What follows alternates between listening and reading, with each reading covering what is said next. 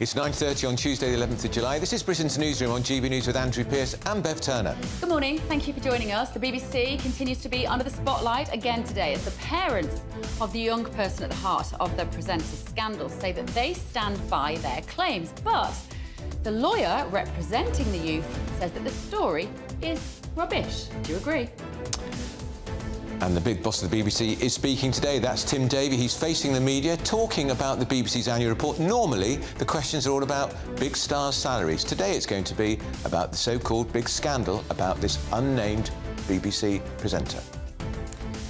Prime Minister Rishi Sunak will urge NATO leaders in Lithuania to increase their defence spending to meet targets today.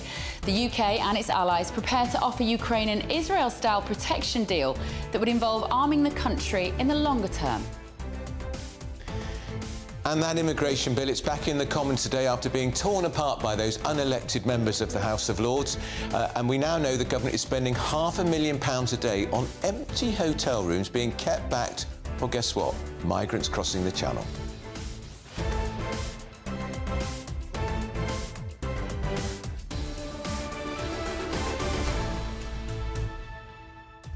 So just to be clear, that's an extra £500,000 a day. Exactly. On empty hotel rooms, just in case people arrive that need a bed. That's on top of the £6 million we already paid to house those who are already And they've here. also been sacking hotel staff to make way for migrants. It's outrageous. Extraordinary, isn't it? Let us know your thoughts this morning, and know you will. gbviews@gbnews.com and our Don't Kill Cash campaign. We are reaching a significant milestone. Don't go anywhere. First of all, though, here's your news with Aaron Armstrong.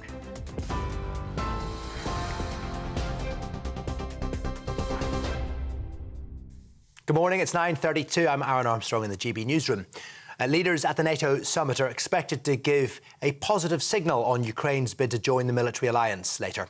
However, it is understood allies are split about how and when Ukraine should be integrated into NATO. Kyiv's asking for clarity and security guarantees, while the war continues. Well, the alliance agree Ukraine won't join the bloc while the war is still underway, but Secretary-General Jens Stoltenberg says a pathway for membership will be defined. Mortgage rates have hit their highest level in 15 years, with the average two-year fixed deal now 6.66%. The last time borrowing costs were this high was during the financial crisis of 2008. Lenders will be questioned by MPs on the Treasury Committee. Later, interest rates set by the Bank of England have continued to rise in an effort to bring down inflation, and the Chancellor Jeremy Hunt says that remains the government's priority. We will do what is necessary for as long as necessary to tackle inflation persistence and bring it back to the 2% target. Delivering sound money is our #1 focus. That means taking responsible decisions on public finances, including public sector pay, because more borrowing is itself inflationary. Director General of the BBC will be questioned shortly over how the corporation dealt with allegations one of its star presenters paid a teenager for explicit photos. Tim Davie will face reporters as the BBC publishes its annual report. A lawyer for the young person at the centre of the allegations says nothing unlawful took place and has described allegations published in The Sun as rubbish. The government's been forced to offer a series of concessions as the illegal migration bill returns to the House of Commons. The changes include limiting the detention of unaccompanied children to 8 days rather than the proposed 28, and the legislation will no longer be used retrospectively against people already in the UK. An earlier version of the bill was rejected by the House of Lords, suffering 20 defeats. More on all of our stories, as always, on our website, gbnews.com. Now it's time for Andrew and Bev.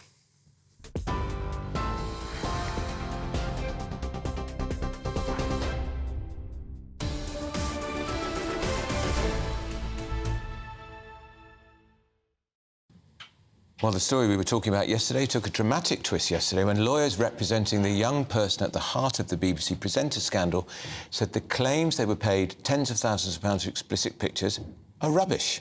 So in response, the parents have doubled down. They said they stand by their claims and accuse the BBC of ignoring testimony given to them back in May. It comes ahead of the release of the corporation's annual report today, which details pay agreements the corporation has with its biggest stars. Once published, Director General Tim Davie, he's the boss of the BBC, will face questions from the press. And believe me, it won't be about presenters' pay, it'll be about this great controversy about the presenter and this unnamed young person. Yeah, well, joining us now is the principal of South College, Durham University, and former BBC executive, Professor Tim Luckhurst. Good morning, Tim. First of all, just your broad thoughts, really, on this situation and how complicated it is for the BBC to handle now. From the very beginning, this entire scandal has been marked by an appalling absence of accurate, factual information.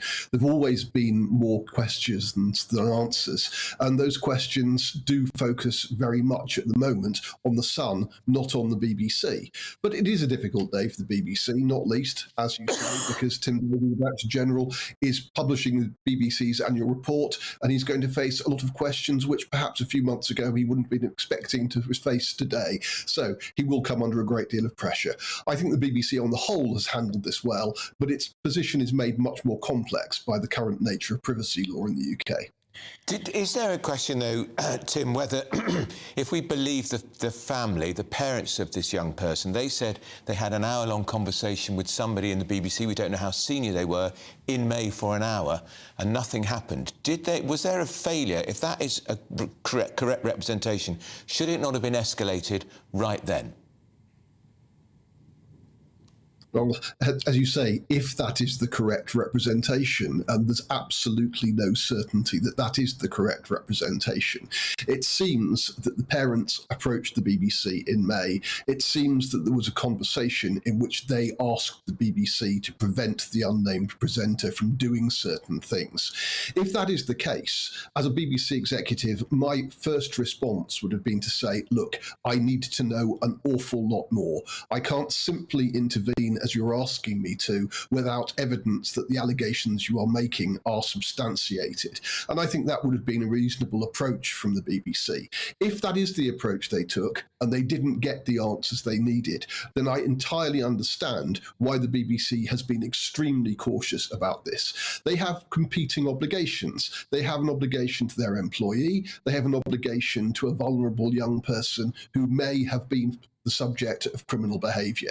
But those competing obligations both need to be dealt with very carefully. And I think the BBC has tried very hard to deal with them carefully.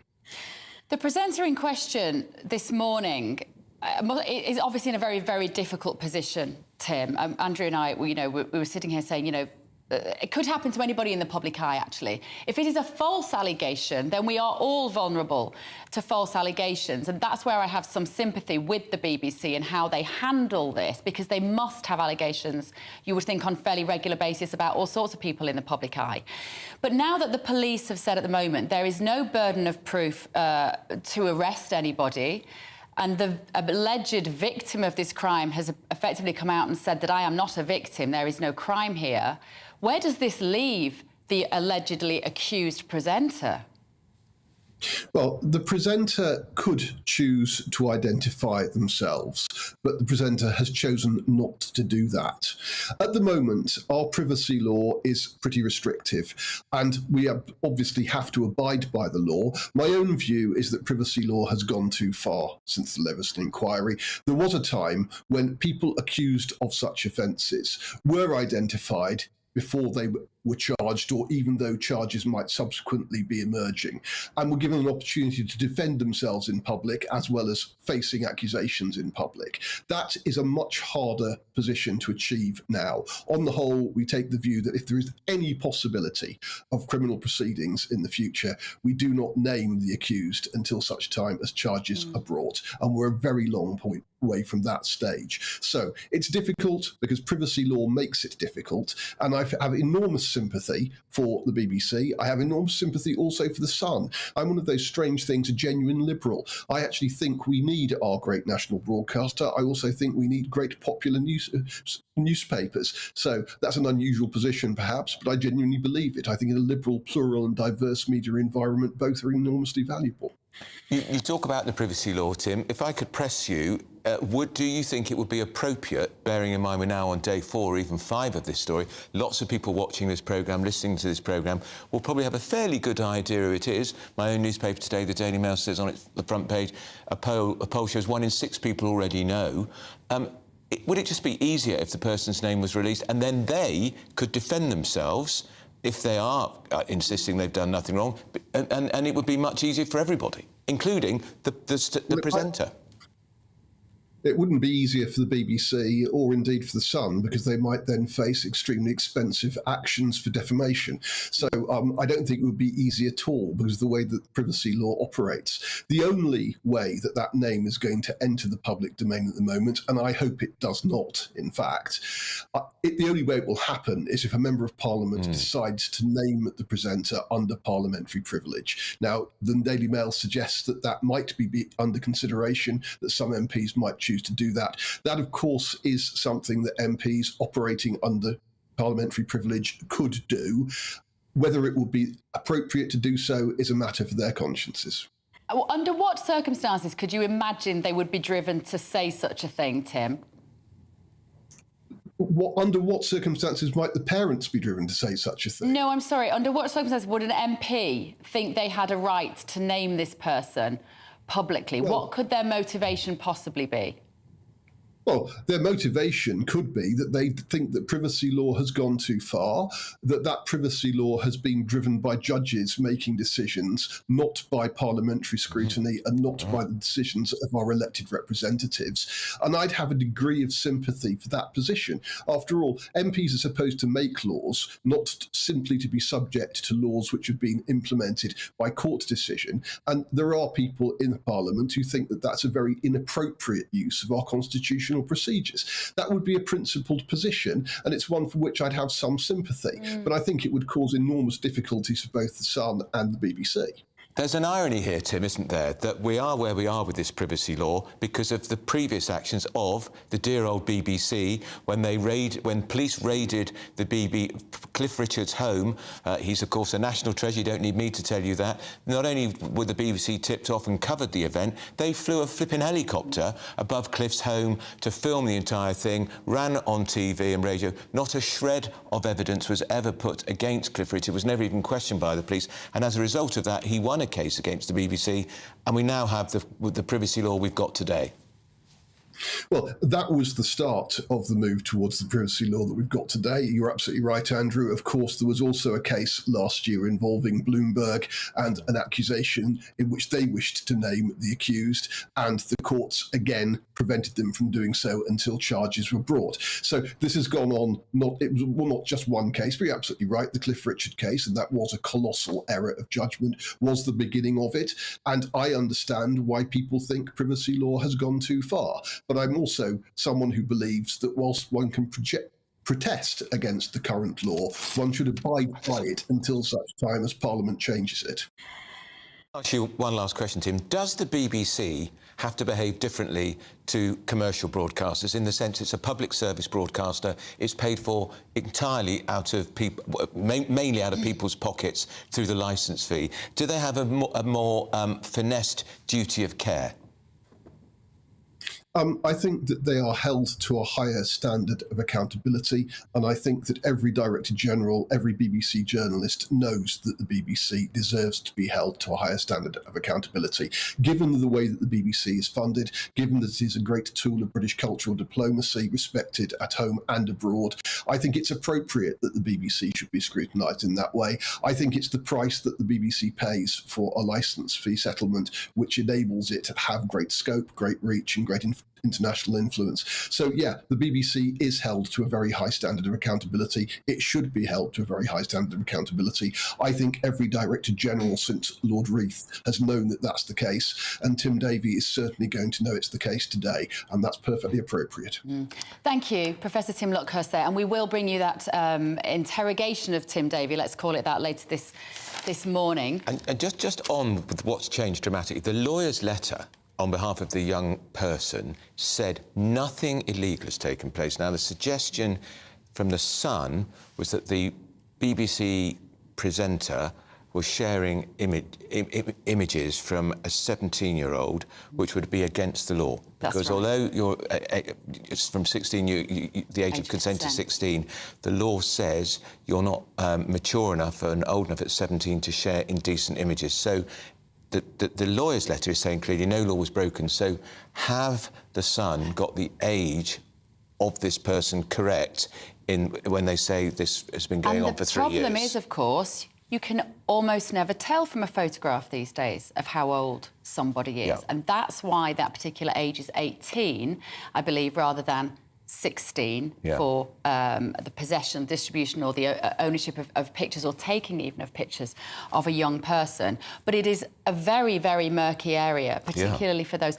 Now, of course, if you want to go through somebody's tech, their laptops, their phones, you have to arrest them because that will then give the police powers to do that. And as the police have said, there is no burden here of evidence that would suggest that this alleged person Although they haven't spoke to this person arrested. yet. They haven't spoke to this person yet, and nor have the BBC, which is what's so extraordinary. But that's because there's no victim, according to the alleged victim. He says, she has said, I'm not a victim, that person. So... And the parents, just so you know, have doubled down and said, yes, what we've said to The Sun is absolutely true, and we told the BBC for an hour, and it's a Horlicks. And we will bring you live when Tim Davie, the Director General of the BBC, he's the big boss, speaks about presenters' pay and other issues. The big questions he's going to be facing is, have the BBC handled this right? Was there a cover-up? Yeah. Now, moving on, the Prime Minister will today tell world leaders to increase their military budget. So we're going to do that now? I don't think we've got time to do that now. Well, we can't. We are going to. We've had a lovely letter about our Don't Kill Cash campaign, but I'm not sure we've got time to. Let's just. No, we're not going to do it now. Well, just a bit. We've got to keep signing because we're getting close to a very, very big threshold figure. Yes.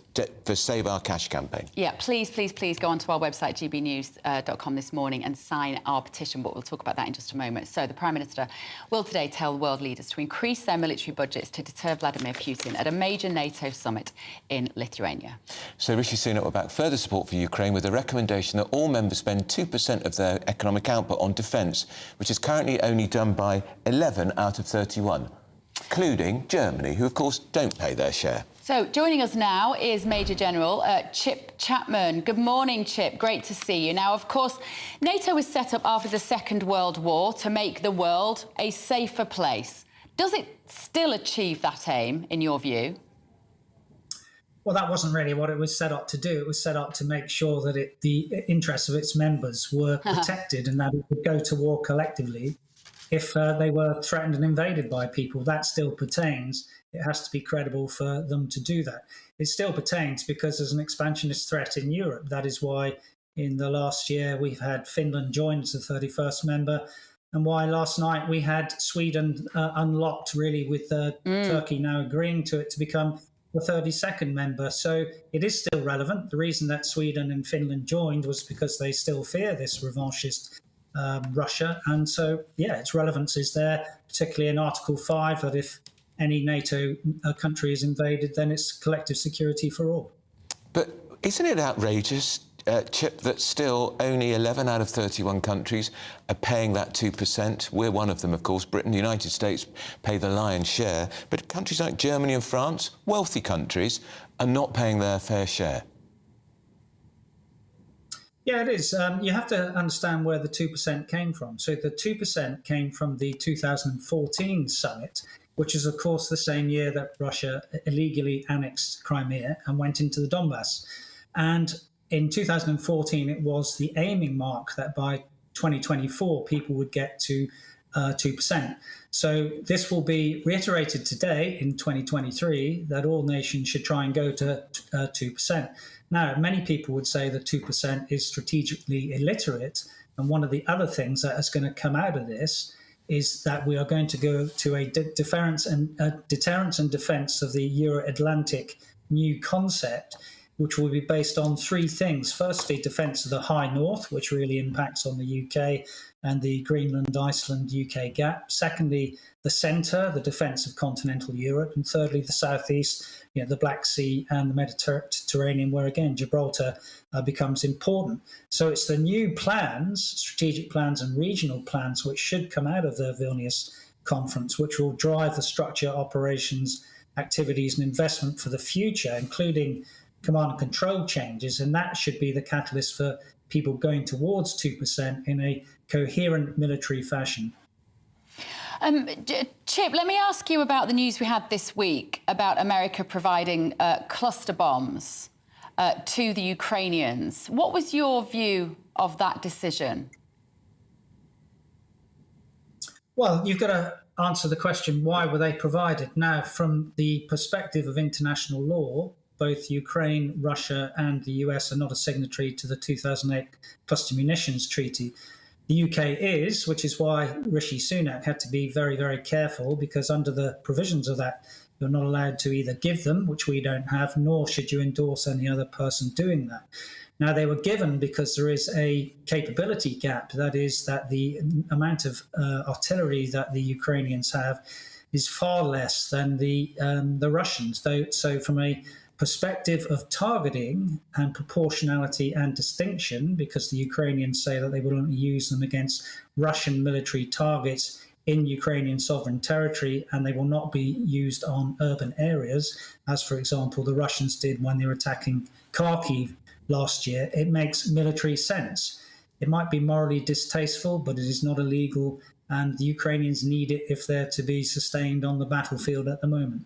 The worry is, and you don't need me to tell you this, Chip, that they hang around a long time, these cluster bombs, and they could wreak havoc on civilians. That is absolutely the case, but most of the weapons which are being used, unless they're small arms, have a wide area effect. Artillery has a wide area effect, drones have a wide area effect, and Russian missiles have a wide area effect. So there is still, of course, a sort of iron harvest being dug up every year from the First World War in the Somme and Passchendaele. So there's nothing exclusive about these weapons, which is actually any different than munitions which are hanging around the battlefield. The thing about the provision of American weapons is that under American law, the dud rate cannot be larger than 1% or 2.5% if it's authorized. The dud rate of Russian cluster munitions used so far is in the order of 40%. Of Ukrainian weapons, it's 20%. This is partially to do with the fact that the Russians often hold on to munitions way past their sort of sell-by date and a sort of shelf life, and propellants degrade. OK, thank you, Chip. Major General Chip Chapman there. Thanks for joining us this morning. Former head of counter-terrorism, of course, at the MOD. Absolutely. We were looking at some live pictures there of the NATO summit, but it was basically a load of men in suits. Yeah, it looked thrilling, didn't it? Wasn't terribly interesting. We had a lovely letter from Leslie, who said to Andrew, Bev and Liam, we're going to have Liam in the studio in just a while, actually, I want to sign up to your Don't Kill Cash campaign. I've got no internet and no smartphone. Our world is getting smaller when we go out anywhere with apps to park the car. Leslie, thank you so much. And lots. And if you do want to send letters in to us, that will count on the petition, and we are going to set up a PO box. We want you to go onto our website too today. Just remind what the address is. GBNews.com/cash. Because we're getting very, very close in just a week to 200,000 signatures. You only need 100,000 to start pressing those scallies at Westminster. I'm talking about MPs to agree to a debate. But if we've got 200,000 signatures or more, it's going to be much more difficult for the authorities at Parliament to resist, because there has not been a debate about keeping cash for a very, very long time. Let's reach 200,000 during our show this morning. If so, this will want to be one of the fastest signed petitions in the history of this country, and we need your support to do so. This is Britain's Newsroom on GB News, the People's Channel. Get signing. The temperature's rising. Boxed Solar, proud sponsors of weather on GB News. Morning, I'm Alex Deakin. This is your latest weather update from the Met Office for GB News. Bit of a damp start across the southeast. For most of us today, it's a mixture of some sunshine, but also plenty of showers. There's the rain that's moved in overnight, bringing a damp start across East Anglia and many southern counties of England. It is fizzling out, however, and then we are going to see showers developing pretty widely across the country. Now, for most, there's enough of a breeze to move those showers through, but they could still be heavy for a time. In northern Scotland, though, particularly in the northeast, the winds are quite light, which means the showers could turn into slow-moving thunderstorms that could cause some issues. In the sunny spells, temperatures just about climbing into the low 20s in most places, but feeling cooler with the breeze and when the showers come along, of which there will still be plenty around through this evening's rush hour. They do tend to fade across England and Wales overnight. There will be further rain crossing into parts of Scotland, however.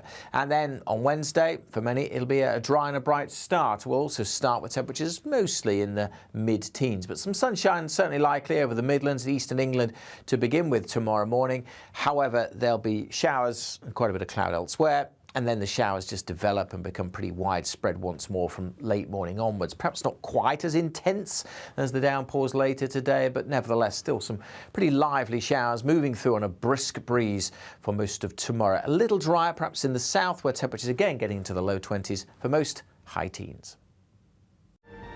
The temperature's rising. Boxed Solar, proud sponsors of weather on GB News. Well, we are being deluged with messages from you. You're all furious with those unelected House of Lords trying to scupper the government's migrant bill to get those boats, to get those planes in the air to Rwanda. We'll get to those in just a moment. And also we're going to be crossing live to BBC headquarters to get the latest on allegations against one of their top presenters from the Director General of the BBC, Tim Davie. See you in just a moment.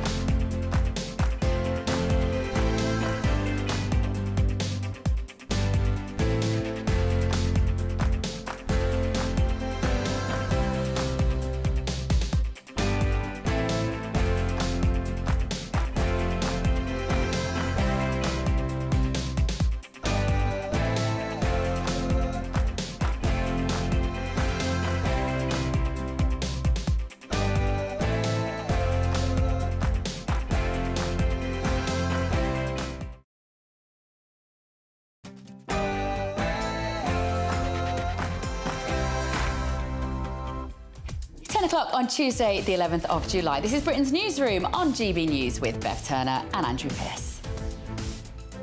BBC, it's under the spotlight again as the parents of the young person at the heart of the presenter scandal says they stand by their claims, but lawyers representing the young person says the story is rubbish. What a mess. And the Director General, Tim Davie, will face the media later ahead of the release of the BBC's annual report. Now, normally, this would be a focus on the pay deals that the corporation has with its biggest stars, but not today. And the Prime Minister Rishi Sunak is in Lithuania this morning. It's the NATO Leaders Summit. He's urging all countries to meet their defence spending targets. Guess which countries don't? Germany and France. Of course they don't.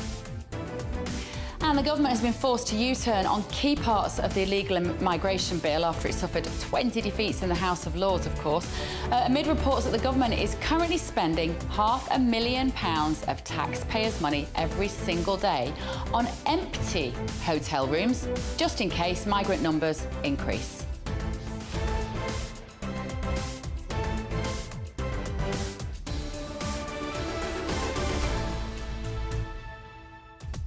And yet those unelected lords are doing everything they can to scupper that Rwanda Stop the Boats bill. They've got no alternative plan whatsoever. Right. If they had an alternative. Yeah. And don't forget, Labour Party and Liberal Democrats also opposed. The only party supporting it are the Tories. Yeah. Now, of course, let us know your thoughts. gbviews at gbnews.com is the email address, and our Don't Kill Cash campaign is still running, and we want your signatures on it to push it to 200,000 during the show this morning. First, though, here is the very latest news with Aaron Armstrong.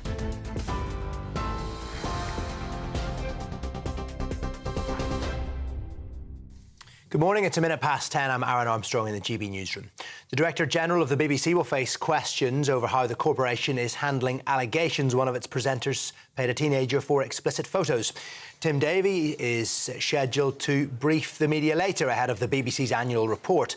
Now, The Sun says the parents of the young person are standing by their account.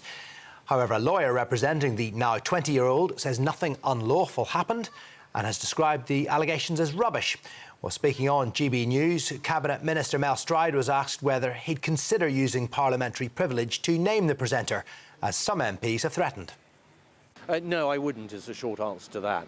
I think the biggest takeaway from this set of circumstances at the moment, or one of the big ones, is that we just don't know the facts. In fact, we're getting now contradictory facts from statements from various individuals that may or may not be involved within this. Leaders gathering at the NATO summit are expected to give a positive signal on Ukraine's bid to join the military alliance. However, allies are split about how and when Ukraine should be integrated into NATO. Kyiv is asking for clarity on that and also security guarantees while the war with Russia continues.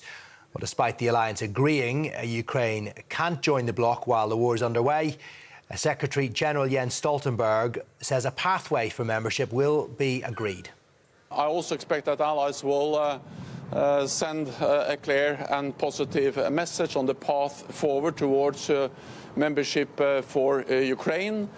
I have proposed a package of 3 elements with more practical support with a multi-year program to ensure full interoperability between the Ukrainian forces and the NATO forces. This will move Ukraine closer to NATO. The government will face further hurdles today as its illegal migration bill returns to the House of Commons following a series of defeats.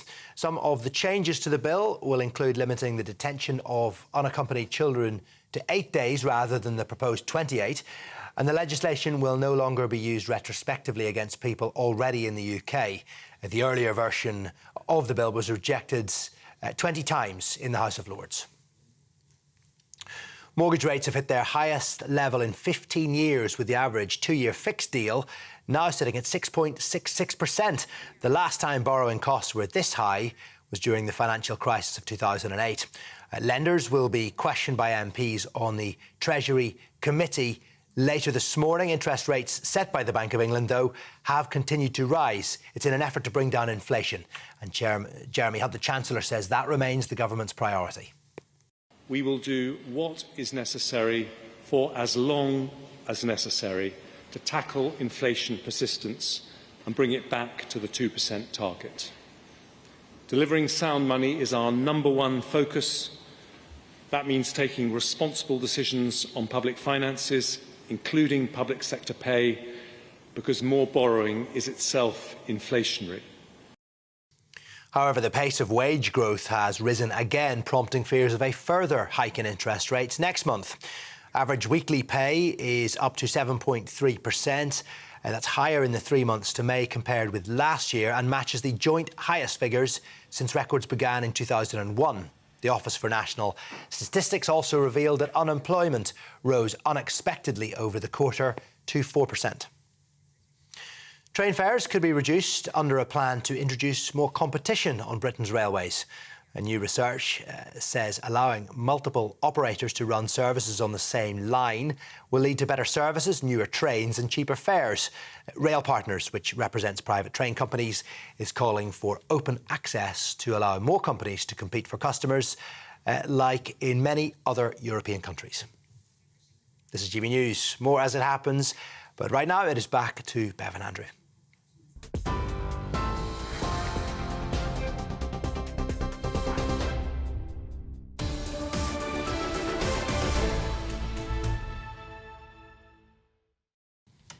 Well, the twists and turns in this extraordinary story about the BBC personality. The lawyer representing the young person at the heart of this scandal has said claims in the Sun newspaper are, in fact, a load of rubbish. That's right. In response, the parents who took the complaint to the newspaper said that they stand by their claims and accused the BBC of ignoring testimony that they gave, they say, to the channel, to the station back in May. And they've told The Sun this morning that they spoke to the BBC for 1 hour. Now, later this morning, Director General Tim Davie, he's the man in the hot seat, he's the boss. He's facing questions from the media about the BBC's annual report, which is normally about people's salary, but we pretty much guess what they're going to be asking this morning. Mark White, who is our security editor, home security editor, is there for us outside Broadcasting House. Mark, I wouldn't want to be in Tim Davie's shoes this morning. No, good morning. I mean, today is obviously a big day for the BBC anyway, with the publication of the annual report. Normally a time for the BBC to take account of the year that's passed, the highs and lows of that year. One of the issues, of course, is the BBC accounts and presenters' salaries, which, of course, obviously gets a lot of engagement at this particular time of the year when this report comes out. But there is no doubt that in this briefing, and we say a briefing because it's not a public press conference as such, it won't be available for anyone to watch. It is a briefing for journalists before the report is actually published midday today. There will be an opportunity for journalists to put questions to Tim Davie, and there is no doubt that they will want to know what he knows, what he did with regard to the allegations that have been made. We are now 5 days in terms of 5 splashes in the Sun newspaper, and yes, there has been more information that has come out about this alleged scandal, but it's really just made the actual story that much more complicated, complex to report, because we've got claim now and counterclaim. Claim from the individual, the person, the young person at the centre of these allegations last night, that the allegations are rubbish. Claim from this young person's family that actually they stick by their assertion that they sold to the Sun newspaper.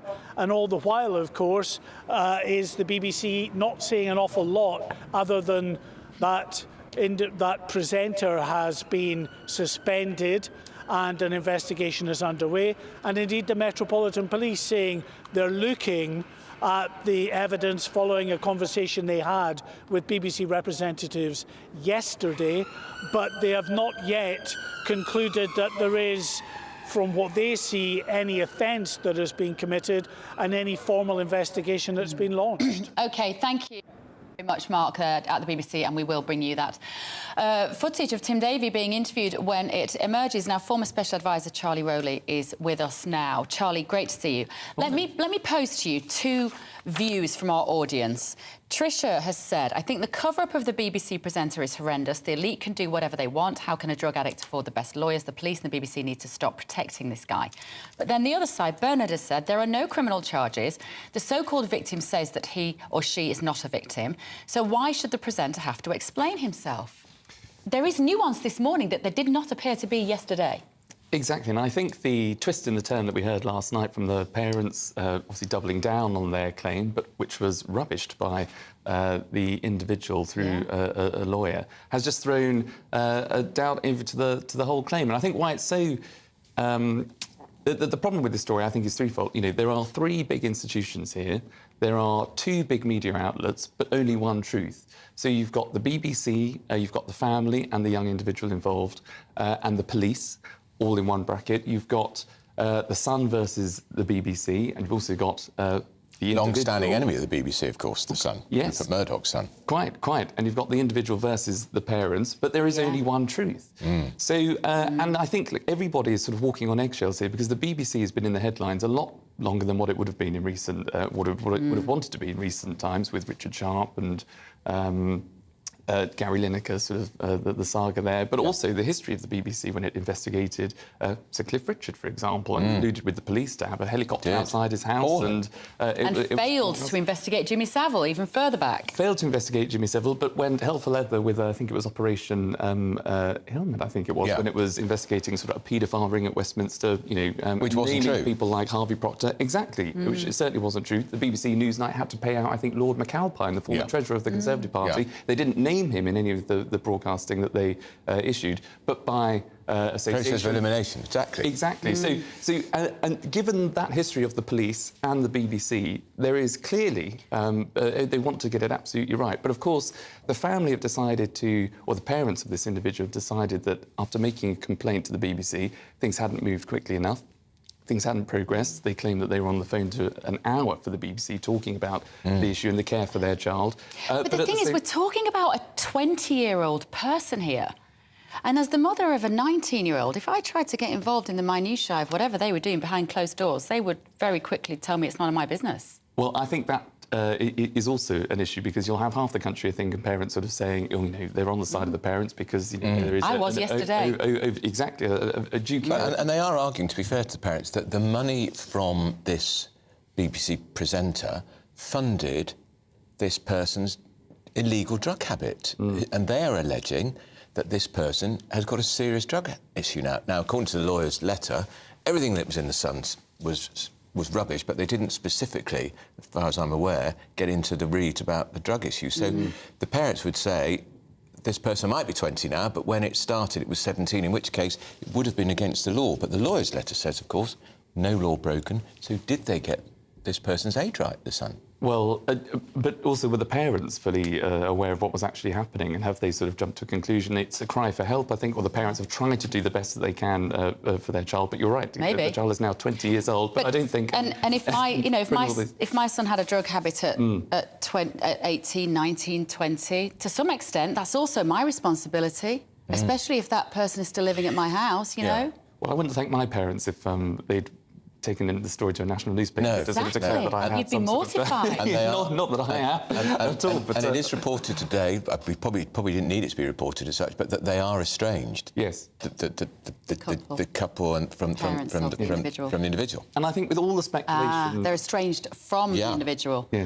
Yes, and I think with all the speculation about the story and, you know, because it was all sort of heading in one direction, and I think it's a reality of the two different worlds that we live in. There is the process and the human element of having to investigate when claims come up versus the social media world where things run riot, people jump to conclusions, speculation runs by, and it brings other people's name into it when they need not be. Putting aside legality or illegality, Charlie, the question for a lot of people watching and listening might be this.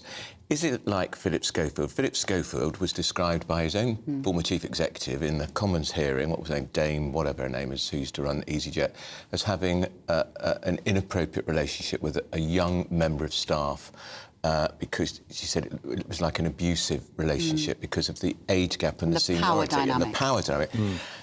People might argue the same here, but there was no work relationship going on here. Exactly so. And so the idea of abuse of power in the workplace is somewhat diminished in this case.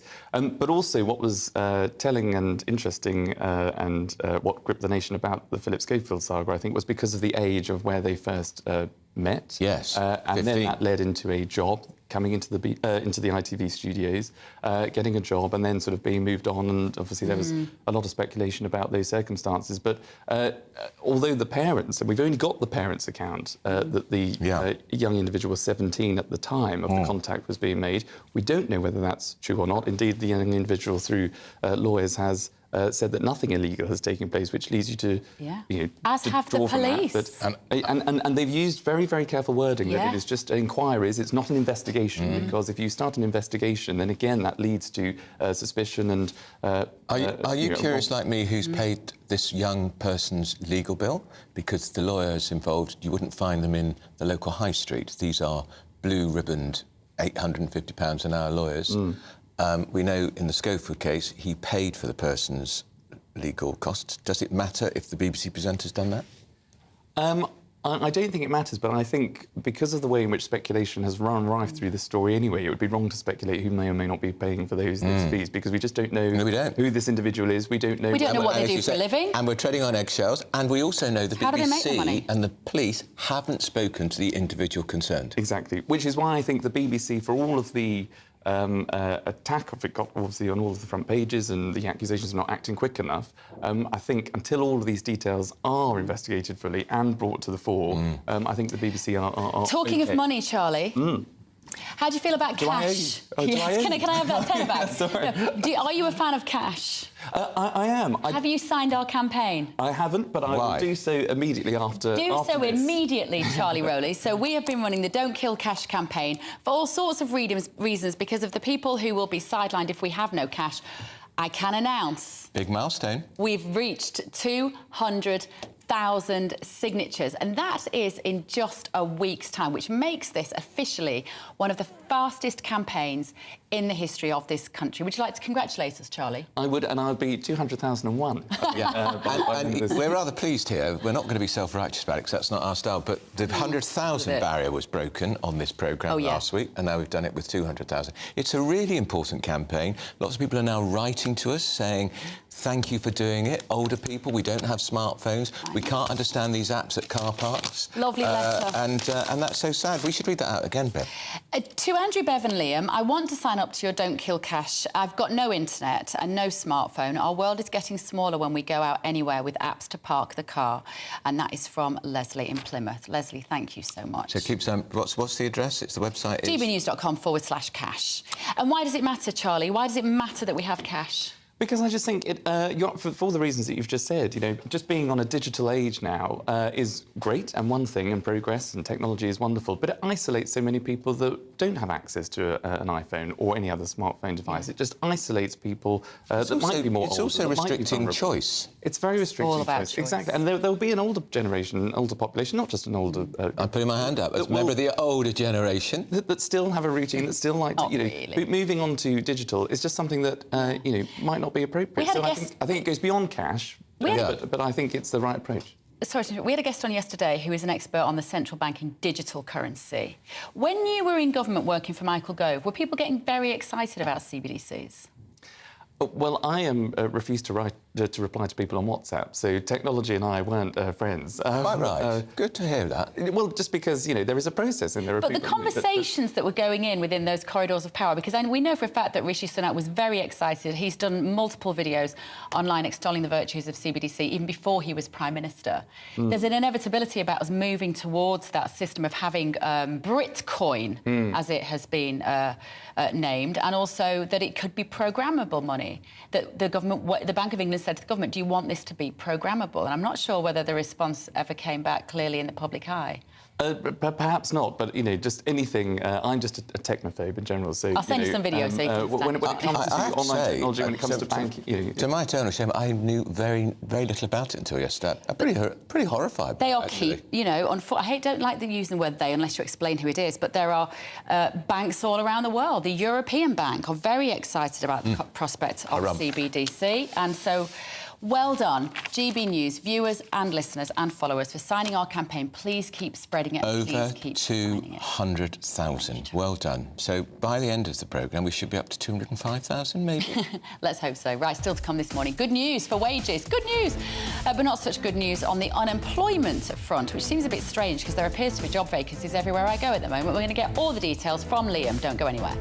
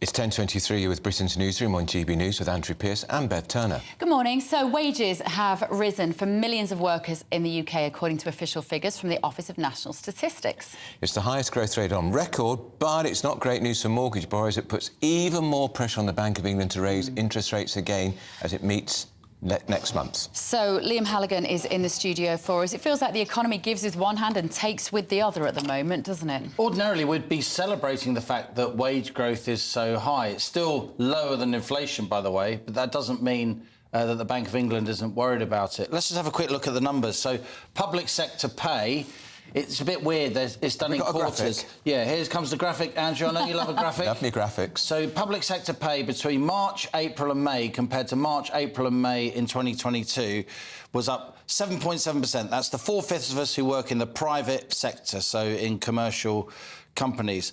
That's the fastest increase in private sector pay that we've got on record. Gosh. Public sector pay was up by slightly less, 5.8%, and that's the fastest increase for the 5th of us who work in the public sector since 2001. Now, you'll both notice that those numbers are less than 8.7%, and 8.7% is, of course, the current rate of inflation. So wages are still falling, as we say, in real terms, but they are still adding to the costs of companies, and those companies are passing those costs on, so they are still inflationary. And that's why I'm afraid I've been arguing against it for many months, but when the MPC, the Monetary Policy Committee, meets again in August, we're probably going to see an increase in the base rate, the interest rate, from 5%, possibly to 5.5%. Why do they do it drip, drip?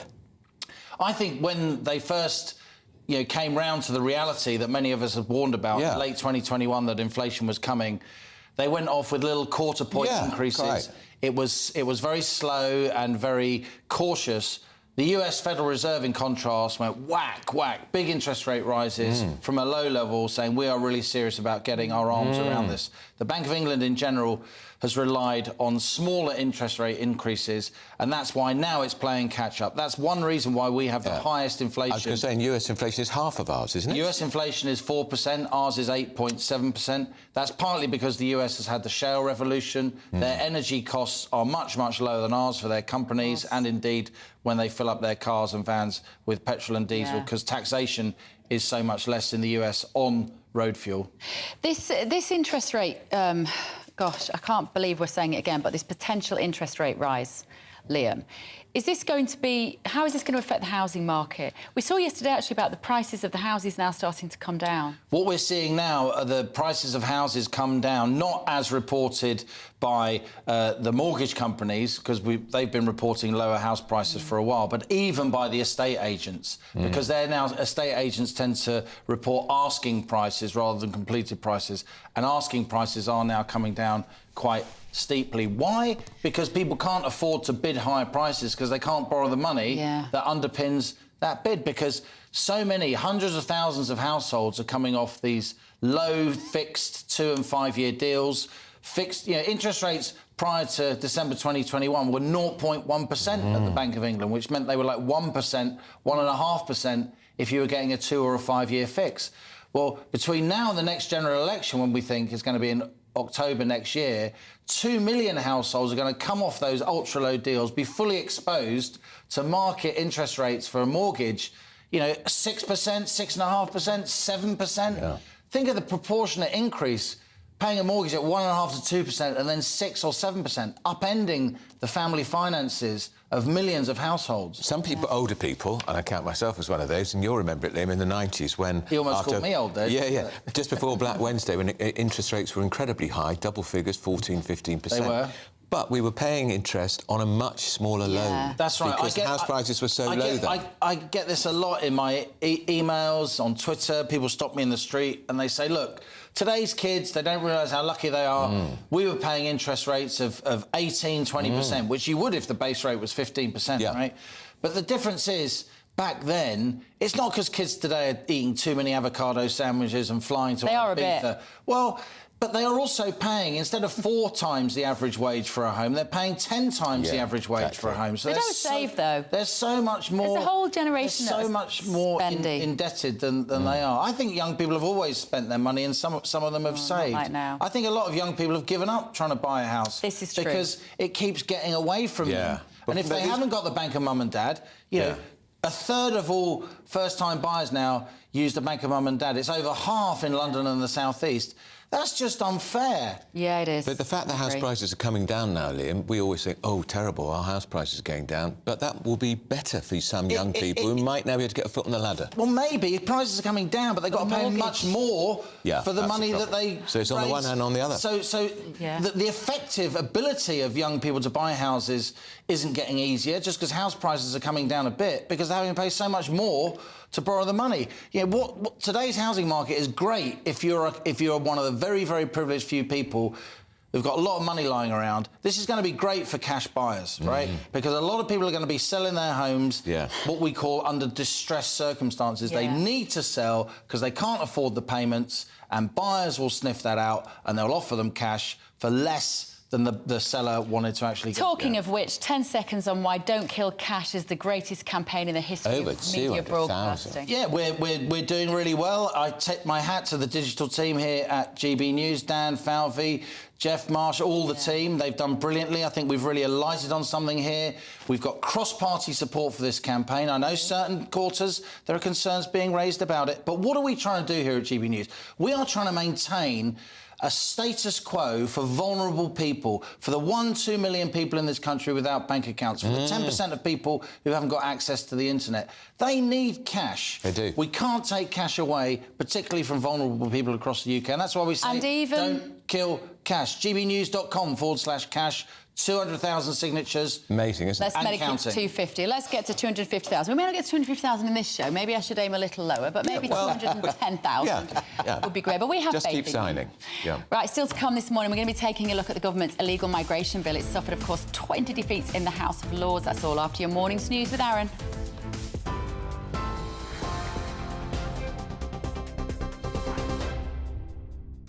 It's 10:30. I'm Aaron Armstrong in the GB Newsroom. Good morning.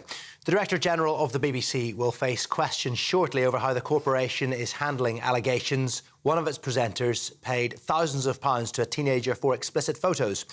Tim Davie will brief the media later ahead of the BBC's annual report. Well, The Sun says the parents of the young person involved are standing by their account. However, a lawyer representing the now 20-year-old says nothing unlawful happened and has described the allegations as rubbish.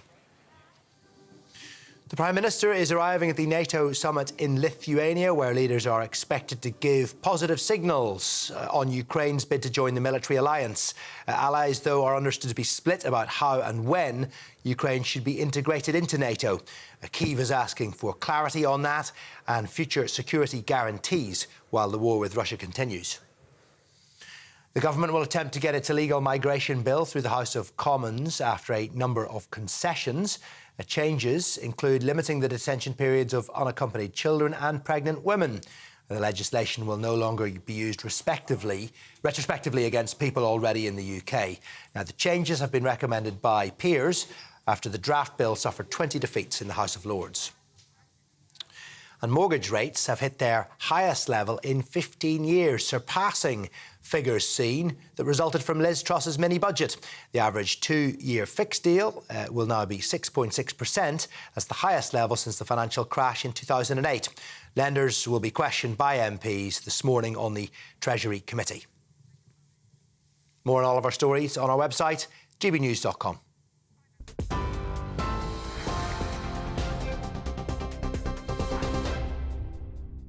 Direct Bullion sponsors the Finance Report on GB News for gold and silver investment.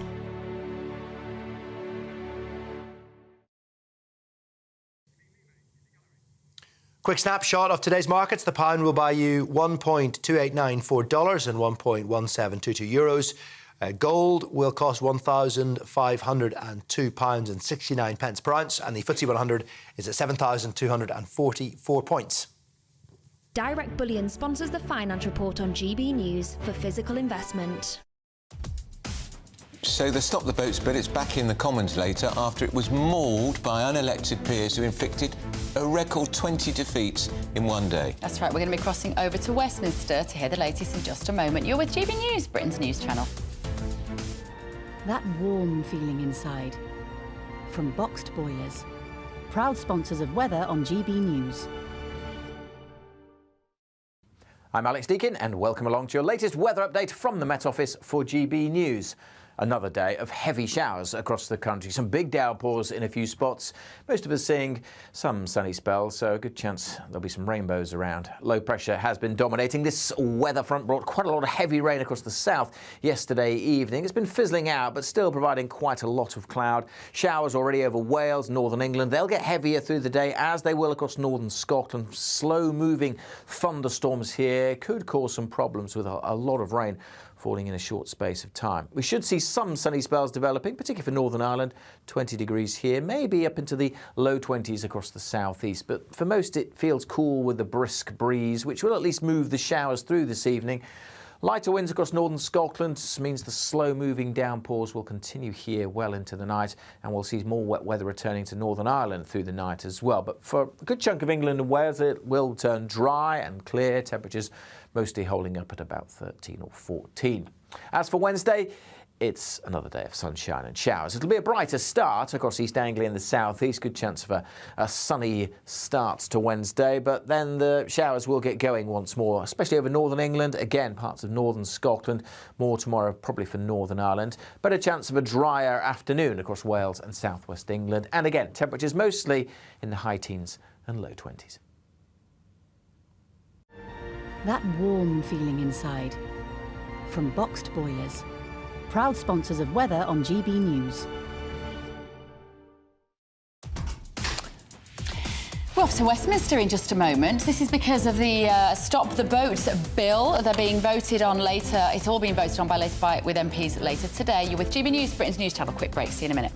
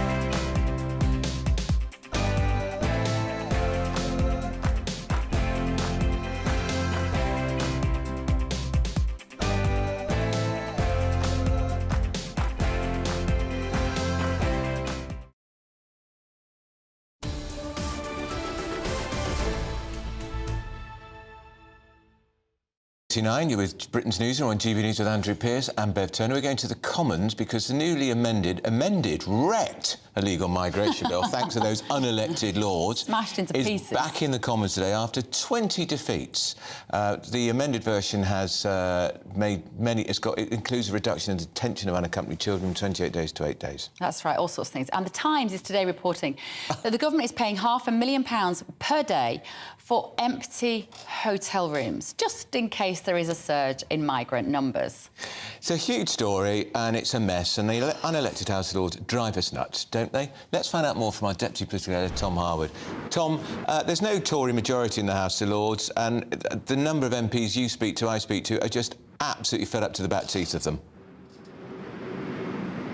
They are indeed. The Conservatives hold about a third of the seats in the House of Lords, two-thirds being held by Labour, Lib Dem and what's known as crossbench peers as well. Now, they passed 20 different amendments to the illegal migration bill when it was in the House of Lords not so long ago, and it has now pinged back to the House of Commons being voted on today. But there seems to have been some horse trading going on between the government and indeed the House of Lords, because parliamentary term ends next week. They all wrap up and go on holiday for the summer. The government is desperate to get this bill off to Buckingham Palace by the end of next week so it can receive royal assent and so its measures can start taking effect. And because of that time pressure, it appears the government has been doing some backroom dealing, and it will be only trying to push back against 15 of those 20 Lords' amendments. So in some form or other, the government has accepted 5 of those amendments from the House of Lords, and will be hoping that that sort of toing and froing will allow this bill to therefore pass both chambers and get off to the King next week. Some of those accepted measures from the House of Lords by the government include almost, it's being described as an amnesty for 10,000 illegal migrants who have arrived up until this date by small boat. The original version of the illegal migration bill would have had everyone arriving by small boat by the date the bill was introduced rather than received royal assent not be allowed to claim asylum. However, this amendment from the House of Lords, accepted by the government, will mean the almost 10,000 arrivals in small boats up until the point the bill receives royal assent will still be able to claim asylum. So it stops that sort of retrospective nature of the bill as currently proposed. However, there are areas where the government is standing strong as well, particularly on the tightening up of measures around modern slavery. The government's not backing down on those, so particularly we might see some opposition to the government's even amended bill by people like Theresa May later today. Thank you, Tom. Thank you. You couldn't contain yourself there, Well, could it was you, when Andrew Tom Pearce? said the government's being strong. I was like, being strong. Yeah. They should tell House of Lords to clear off and reinstate all those amendments. Tanya Buxton, Nigel Nelson, what do you think of this situation with this bill now? Well, he'll support them. They've got to get it through, so I understand that. And to describe this idea as an amnesty is absolutely ridiculous. It's not an amnesty for 10,000 migrants. All it means is that the Lords have said quite rightly that retrospective law is bad law, and so laws should start when a bill becomes an act of Parliament. That's all they're saying. So these 10,000 people that are meant to have an amnesty doesn't mean they're going to be wandering around. What it means is that their asylum claims will be considered under the current rules, and some of them will be sent back. Not all of them will stay. But the reason it's not law is because the flipping lordships have scuppered it. Well, they've changed it. I haven't scuppered it. I mean, the idea is that Suella Braverman is making certain concessions. I mean, the idea of locking up kids for 28 days was crazy. So they reduced that to 8 days. That's a sensible amendment. It means that the government can pass this bill. I don't think it's going to do very much good, but they'll pass the bill anyway. And all the Lords have done, which is what they're there for, is made some sensible amendments to what was actually a very bad bill. There's nothing sensible about the way that we're dealing with these migrants that are coming over. There's nothing sensible about it at all. And it is an amnesty. These 10,000 people are going to get off scot-free. And it's the wrong 10,000 people. I think that we should be having this for people, mothers and children, not economically viable young men, which is who are coming off these boats. Yeah, yeah. We've just got, the problem is you can't plain speak without being called some kind of racist or being called names. We're making a hash of this. Too many people are arriving in this country. We cannot support them. We don't have the schools. 3.5 billion a day, a year rather, to support them. That means that the homeless aren't getting supported, our homeless, our kids aren't getting levelling up, isn't happening. All the money that's not coming in because it's going to these immigrants, it needs to stop. And can I just say it one more time? They are not leaving war-torn countries, they are leaving France. And they can't go back to France. Sorry to interrupt you both. We have a little bit of breaking news. Oops. It's the Prime Minister. Prime Minister has been speaking to broadcasters this morning. Let's have a listen.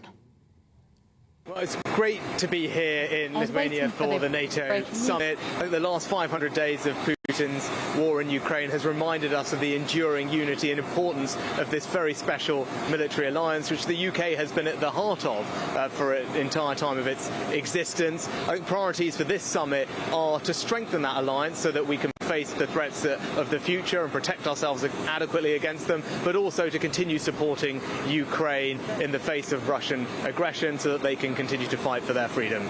What the war has proven is that soldiers do matter, and the top general, your top general to NATO, has said that effectively the UK is losing influence, or could lose influence, due to the size of the army. Are you happy that the army is small and getting smaller? I think the UK should be incredibly proud of the leading role that we play, not just in NATO, but across the world in protecting security and indeed investing in our armed forces. When I was Chancellor, I oversaw the largest increase in defence spending since the end of the Cold War. Most recently in the budget, billions more again for our armed forces. Now why? But that's because the threats that we face are sadly increasing, and it's right that we invest to protect ourselves against that. And that's not just investing in the army, but across all our armed forces, but crucially strengthening our alliances with other countries around the world. We have a new submarine partnership with the Americans and the Australians. We're building the next generation of fighter jets with the Japanese and the Italians, and all of that not only is good for our security, it's also creating thousands of jobs at home. Across the United Kingdom, every corner of our country is benefiting from the investment in defence that we're putting in and the jobs that it's creating. Just a few more questions on other topics. First of all, on the BBC, what was your reaction when you heard about the allegations against a certain BBC presenter? Well, obviously they're very serious and concerning allegations, and that's why I'm pleased that the Culture Secretary spoke to the Director General of the BBC over the weekend and is confident that the BBC is investigating this both rigorously and rapidly. I think that's the right course of action.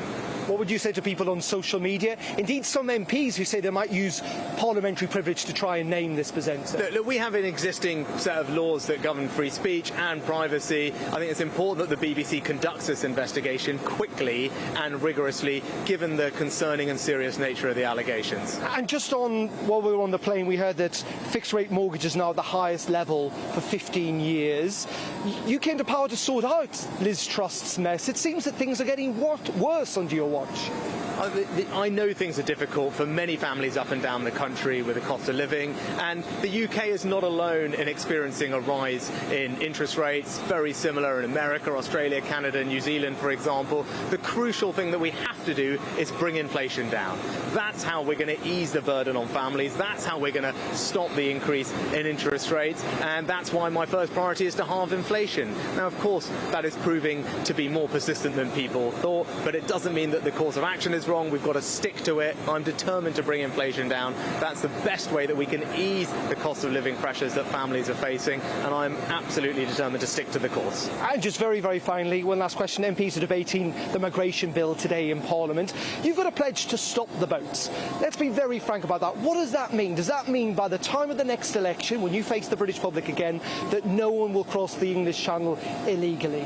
When I set out that priority to stop the boats at the beginning of this year, I was very clear then then that this wasn't going to be easy and we weren't going to be able to solve this problem overnight. But I am determined to do it, and that's why I and the government are committed to making progress on every aspect of tackling this problem, whether it's making sure that we provide alternative accommodation to get people out of hotels, whether it's working through the asylum backlog, which we've cut by almost a fifth, whether it's returning illegal migrants to Albania, where we've now returned almost 2,000 illegal migrants to Albania, and crucially, why we as a government are bringing forward the toughest laws to tackle this problem that any government has ever done. Laws which, by the way, have been opposed at every turn by the Labour Party. I don't think that's right, because I think the country wants the government to grip this problem. That's what I'm determined to do. I'm throwing absolutely everything at it, and I won't stop. But stop the boat does not mean no boats. Stopping the boats means across all these issues, fixing them. Stopping people coming, and that's why the new laws that we've put in place are so important, and that's why it's concerning the Labour Party has blocked them at every turn. That's what we're seeing right now. That's not the priority of the British people. The British people want this problem stopped. That requires new laws. That's what I've brought forward. But that's not all we're doing. We want to get people out of hotels, so we're finding alternative sites. We want to return people to Albania. That's why we have a new deal. And we want to cut through the asylum backlog, which is always down by a fifth. I want people to know I'm absolutely determined to fix this problem, and I'm throwing everything I've got at it. Prime Minister, thank you very much. Well, that was the Prime Minister at the NATO summit in Vilnius, in Lithuania. We're going to carry on talking to our lovely panel, Nigel Evans. Who's Nigel Evans? He's the Deputy Speaker of the House of Commons. And You've been promoted, he's a party you're not very keen on. You've got a lie to it. Yeah, Nigel Nelson and Tonya Buxton. Let's talk about the BBC. Right, well, the BBC have formed for not doing things very well. So that's all I can say about it, really. They've got form for not doing things very well. We know Jimmy Savile and also what they did to Cliff Richard. Shocking. So there's those two things. One that they covered up, one they just hung an innocent man. So, I think they're trying to do it right, but they won't do it right. They'll do it wrong. And it's 6 out of 10 people of the British public know who this is about. So it's ridiculous. It should come out, and the presenter should actually come out and say something themselves. Well, that's what I wonder now, Tonya. Whether it's ridiculous. Because that presenter, because there've been two very powerful statements today. The police saying at the moment there's no threshold to suggest a crime has been committed. The alleged victim saying, I'm not a victim, no crime was committed. Maybe the presenter should come out and say, I'm sorry, this is something maybe that wasn't necessarily ethical, moral, however you want to phrase it, but not illegal. Not illegal. If it wasn't illegal. Yeah. I wonder whether that would put it to bed. That strikes me as the answer, and it was interesting that Rishi Sunak wouldn't answer the question about how he would feel about MPs using parliamentary privilege to name the presenter. So, because that was around a lot yesterday, Nigel, that some MPs were going to do. Yes, this. I mean, the speaker would take a very dim view. It used to happen a bit. It used to happen a bit. Yeah. But, I mean, the reason the BBC say they haven't done it so far is because of privacy laws and employment laws. Okay. I think you're absolutely right that having got to this stage, the presenter himself should come forward. I think so. The newspaper should come forward. If it's not legal anymore, so we know nothing illegal has happened. Well, we don't know, because the newspaper are doubling down saying we're sticking to our guns. Oh. So, because otherwise then it's a gossip story, and it should, The problem is, of course, there's no suggestion that these two individuals have ever even met in real life, that it's just been an exchange of images. It's very difficult from an image to tell how old somebody is, and the law is such that you have to be over 18 to be in these pictures. If the alleged claimant, who we know now isn't a claimant, was under 18 but said that they weren't, then it's very difficult for anybody who's accepted those photos to say, well, all they can say is, I thought they were 18. Well, I mean, it's difficult. This is where the police have got to decide whether an offence might have been committed. It could just end up being this was an inappropriate relationship between the presenter and this young person. Yes. Who is now, we now know he's 20, and apparently it was 2 or 3 years. If it's inappropriate, does that preclude this person from continuing to be a presenter? Well, that's the big on the BBC. That's the big question. On the basis that it's such a big scandal, the BBC have obviously handled it badly from the beginning. Well, as Tonya says, they always do. They could have actually done that better. Yeah. But this is why I think that the presenter ought to present his own case here, and then we can determine whether his career might be over. Yeah. And I don't think, given what we know so far, I don't think that career should necessarily be over if what we see as the facts at the moment. I make a prediction. It's over. It really should be over. I think, you know, the people that get these jobs on the grand or it's BBC and hold themselves to that such high airs and graces. You know how they tell us how to think, how we should be. The BBC has never behaved in a manner that's acceptable to me. Well, they should lose their job. Tanya, we've got to move on. In the next few moments, we will be getting the latest on that BBC Centre scandal with a top legal commentator. And don't forget, the boss of the BBC, Tim Davie, is talking to journalists this morning. He thinks about presenters' pay. I don't think they'll be talking about that at all. No, we are GB News, Britain's news channel, your channel. The temperature's rising. Boxed Solar, proud sponsors of weather on GB News. I'm Alex Deakin and welcome along to your latest weather update from the Met Office for GB News. Another day of heavy showers across the country. Some big downpours in a few spots. Most of us seeing some sunny spells, so a good chance there'll be some rainbows around. Low pressure has been dominating. This weather front brought quite a lot of heavy rain across the south yesterday evening. It's been fizzling out, but still providing quite a lot of cloud. Showers already over Wales, northern England. They'll get heavier through the day, as they will across northern Scotland. Slow-moving thunderstorms here could cause some problems with a lot of rain falling in a short space of time. We should see some sunny spells developing, particularly for Northern Ireland. 20 degrees here, maybe up into the low 20s across the southeast. But for most, it feels cool with the brisk breeze, which will at least move the showers through this evening.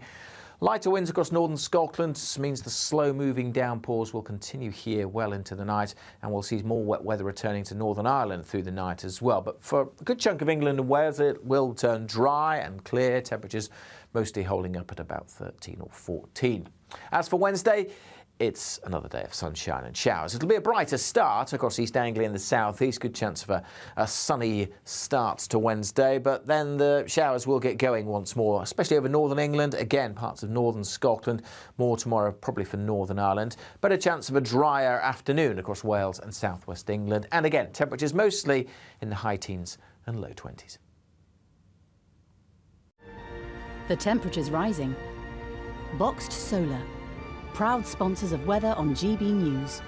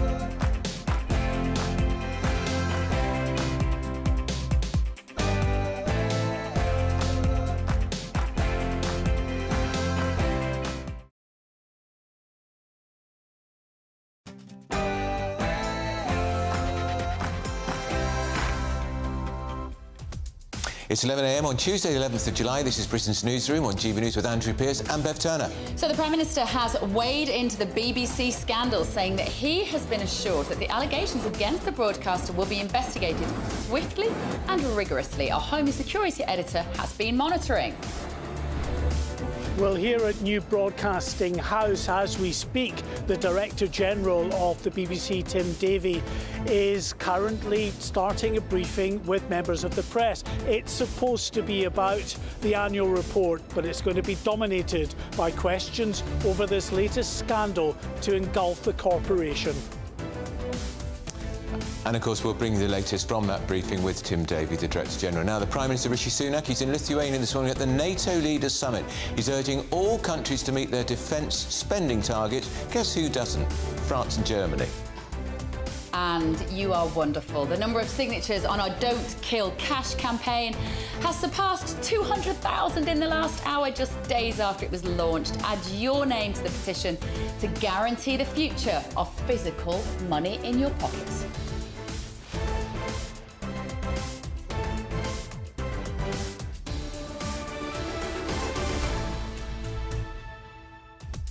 We'd love to know what you think about all of our stories this morning. I'm so pleased about the Don't Kill Cash Really campaign. amazing.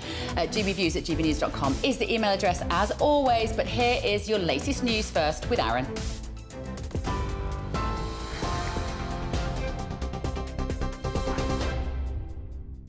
Hello there, it's 1 minute past 11. I'm Aaron Armstrong in the GB Newsroom. The Prime Minister says allegations made against a BBC presenter are shocking and concerning. The corporation's under pressure over how it's handled claims an unnamed star paid a teenager thousands of pounds for explicit photos. The Sun says the parents of the young person are standing by their account, despite a lawyer for the now 20-year-old saying nothing unlawful happened. The BBC's Director General, Tim Davie, will be questioned by reporters shortly over the issue. The Prime Minister was asked whether MPs could use parliamentary privilege to name the suspended presenter. We have an existing set of laws that govern free speech and privacy. I think it's important that the BBC conducts this investigation quickly and rigorously, given the concerning and serious nature of the allegations. Well, the Prime Minister's on his way to the NATO summit in Lithuania, where Ukraine's hoping to be given security guarantees for its war against Russia. Ukraine wants clarity about when and how it will be allowed to join NATO, although allies are split about the way forward. Secretary-General Jens Stoltenberg believes a pathway for membership to the defensive alliance will be defined. I also expect that allies will send a clear and positive message on the path forward towards membership for Ukraine. I have proposed a package of 3 elements with more practical support with a multi-year program to ensure full interoperability between the Ukrainian forces and the NATO forces. This will move Ukraine closer to NATO. The government may face further hurdles when its illegal migration bill returns to the Commons later, despite a number of amendments. Concessions include limiting the detention period of unaccompanied children and pregnant women in an effort to overcome safeguarding concerns. Another change will prevent people who've already entered the UK without permission from being removed retrospectively. A draft of the controversial bill, though, suffered a record 20 defeats in the House of Lords. Mortgage rates have hit their highest level in 15 years, surpassing figures seen in the aftermath of last year's mini-budget. The average rate on a 2-year fixed deal is now 6.66%. That's the highest level since the financial crisis of 2008. Lenders are currently being questioned by MPs from the Treasury Committee. Interest rates set by the Bank of England have continued to rise in an effort to bring down inflation, and the Chancellor Jeremy Hunt says that remains the government's priority. We will do what is necessary for as long as necessary to tackle inflation persistence and bring it back to the 2% target. Delivering sound money is our #1 focus. That means taking responsible decisions on public finances, including public sector pay, because more borrowing is itself inflationary. However, the pace of wage growth has risen again, prompting fears of a further hike in interest rates next month. Average weekly pay is 7.3% higher in the 3 months to May compared with last year. matching the joint highest figures since records began in 2001. The Office for National Statistics also revealed unemployment rose unexpectedly over the quarter to 4%. A teacher stabbed at a school in Tewkesbury in Gloucestershire is recovering well after being discharged from hospital. A teenage boy, though, is being questioned on suspicion of attempted murder after teacher Jamie Sansom was stabbed in a secondary school corridor on Monday. Tewkesbury School says it's providing additional mental and emotional support for its students and staff. The European Court of Human Rights has ruled the two-time Olympic champion Caster Semenya has been discriminated against by World Athletics. The 800-metre runner has a condition which means she produces higher levels of testosterone. Now, she was banned from competing after refusing to take drugs to lower testosterone levels. Well, the court ruled this violates her human rights and she has not been given sufficient safeguards after making complaints. Train fares could be reduced under a plan to encourage more competition on Britain's railways. New research says allowing multiple operators to run services on the same line will lead to better services, newer trains and cheaper fares. Well, Rail Partners, which represents private train companies and carried out the research, is calling for open access to allow more companies to compete for customers, the same that happens in many other European countries. That's it for the moment from the news desk here. We'll bring you more as it happens, but now it is back to Andrew and Bev.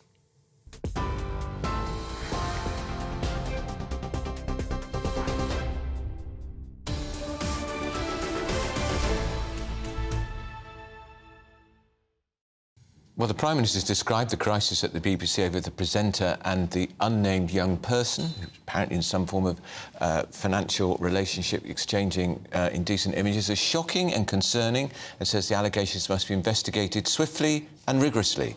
Mark White is at Broadcasting House for us this morning. Morning, Mark. I think, actually, where the Prime Minister was absolutely right about this was about the speed, and to some extent, this should have been sorted out more quickly to either find evidence of a crime or, if not, to defend the presenter, surely, if no crime had been committed. Yeah, I think on the fifth day of revelations about this particular story, it's as complex as ever, but we certainly seem to be at a point where we're getting an indication from the parents, the mother and the stepfather of this young person, that they're completely dissatisfied with the response that they had from the BBC when they made initial allegations to them back in May that they say simply were not acted upon, and that is what they say prompted them to go to the Sun newspaper with their allegations, and this is where we are now.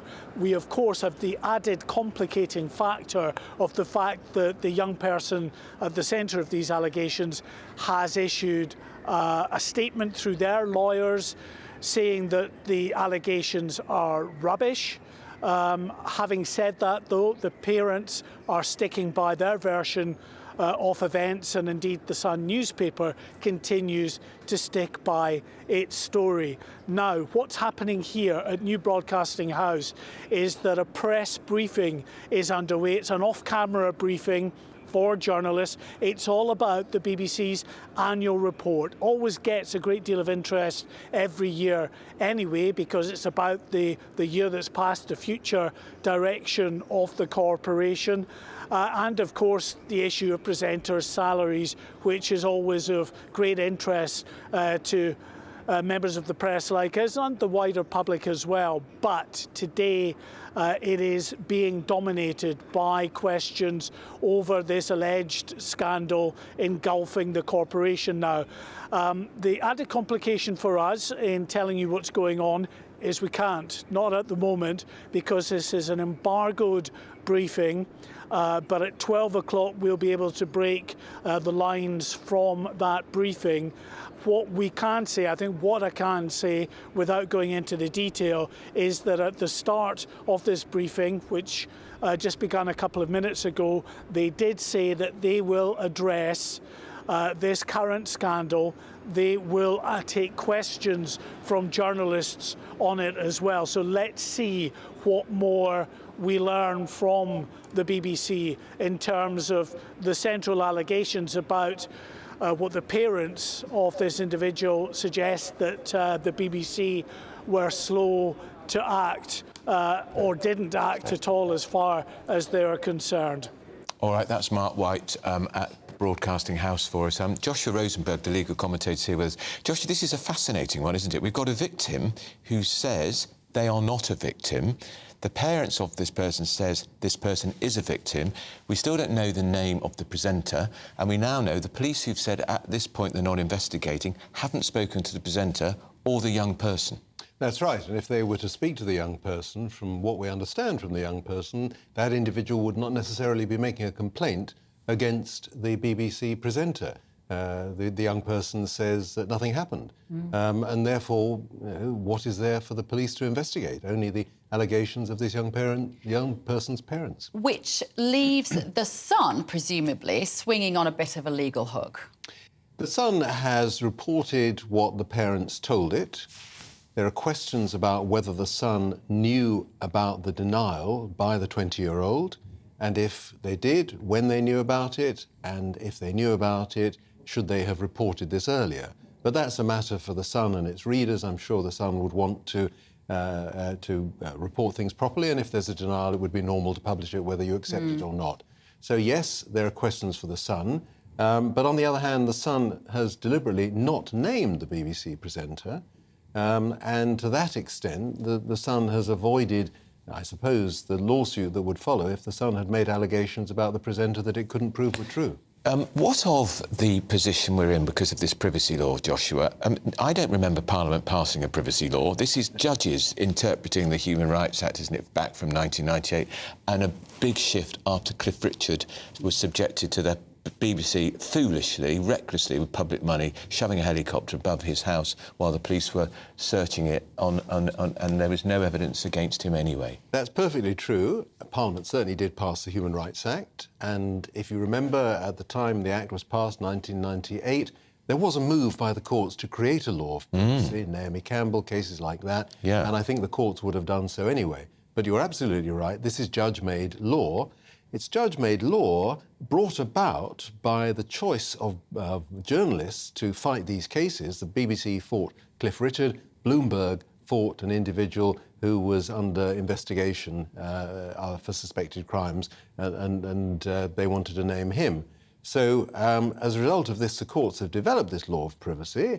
It's judge-made, it depends on the cases, it's not clear, but you can see why everybody in the media is cautious about not invading the privacy of this BBC presenter. BBC obviously have a safeguarding obligation, and that's effectively what this would come down to. Is there a possibility that they could be in any sort of legal trouble? They could if they were to throw this presenter under the bus. If these allegations turn out to be entirely untrue, and if they had named their presenter, if they had... Well, they're obviously suspended, which is fairly standard. But... Yes, I don't think you can read anything into suspended. They were under pressure to do that. Somebody can be reinstated after being suspended, pay would continue, and so on. Once the position is clear, then we all move on. So I don't think suspending is a problem. But if they'd sacked him on the basis of this allegation, which they hadn't thoroughly investigated, and the allegation by the parents turns out not to be true, and the response by the young person does turn out to be true, they would certainly be in trouble. And I'm sure they would be concerned about the welfare of this presenter, who is obviously facing, career-breaking allegations. And this presenter may argue, without being named, a lot of people know who it is. You look at my own newspaper today, Joshua, the Mail, it says 1 in 6 already know. That would have gone up, and people stopped me and said, oh, we know it is, we've been following social media. I said, well, you can't be certain. You can't be certain. That's perfectly true, you can't be certain. The BBC said a certain amount about the presenter, which enabled people to draw certain inferences. Whether the BBC was wise to do that is up to the BBC to answer. The BBC is in a difficult position. But yes, people think they know, and you know how journalism works. Sooner or later, a name will come out. Yeah. But people are very concerned, I think, rightly so. First of all, not to get it wrong, and some of the people have got it wrong, because we know that all these people were wrongly named over the weekend. People like Nicky Campbell, Jeremy Vine, who came out yesterday and said it's not me, and they were on the air, so we know it's not them. So there are concerns about people who get it wrong. But yes, if the name is out, and it's certainly known in newsrooms, then perhaps the presenter would want to say something. Would the, who yesterday we might have called the complainant, and now they would say, well, I wasn't complaining about anything, it was only my parents. Could you envisage a situation whereby they spoke out publicly at this stage now, and maybe collaborated with a newspaper, and said, I want to give my side of the story? We know that the young person has issued a statement through lawyers. We know that 20-year-olds don't normally have access to West End lawyers. Because they're so expensive. Because they're so expensive, and because you wouldn't know who they were. No. You wouldn't have, you know, how would you have got in touch with them? How would they have known to take you on? So there must have been somebody who assisted this young person to get in contact with the lawyers who made the statement on behalf of the 20-year-old. And if there is somebody assisting the young person, it's perfectly possible they may say to the young person, here's your chance to give an interview, either for money or because you want to set the record straight. We don't know. It's the people still watching will be thinking, listening, why didn't the mum and dad, if they were so concerned, just go to the police? Perhaps they didn't realise, Joshua, that technically, if, as they argue, this relationship exchanging images began at 17, that was in fact against the law, because most people would assume at the age of consent is 16, you're old enough to make a decision. But of course, under the law, you're not. You have to be 18. Perfectly true. That is what the Protection of Children Act says.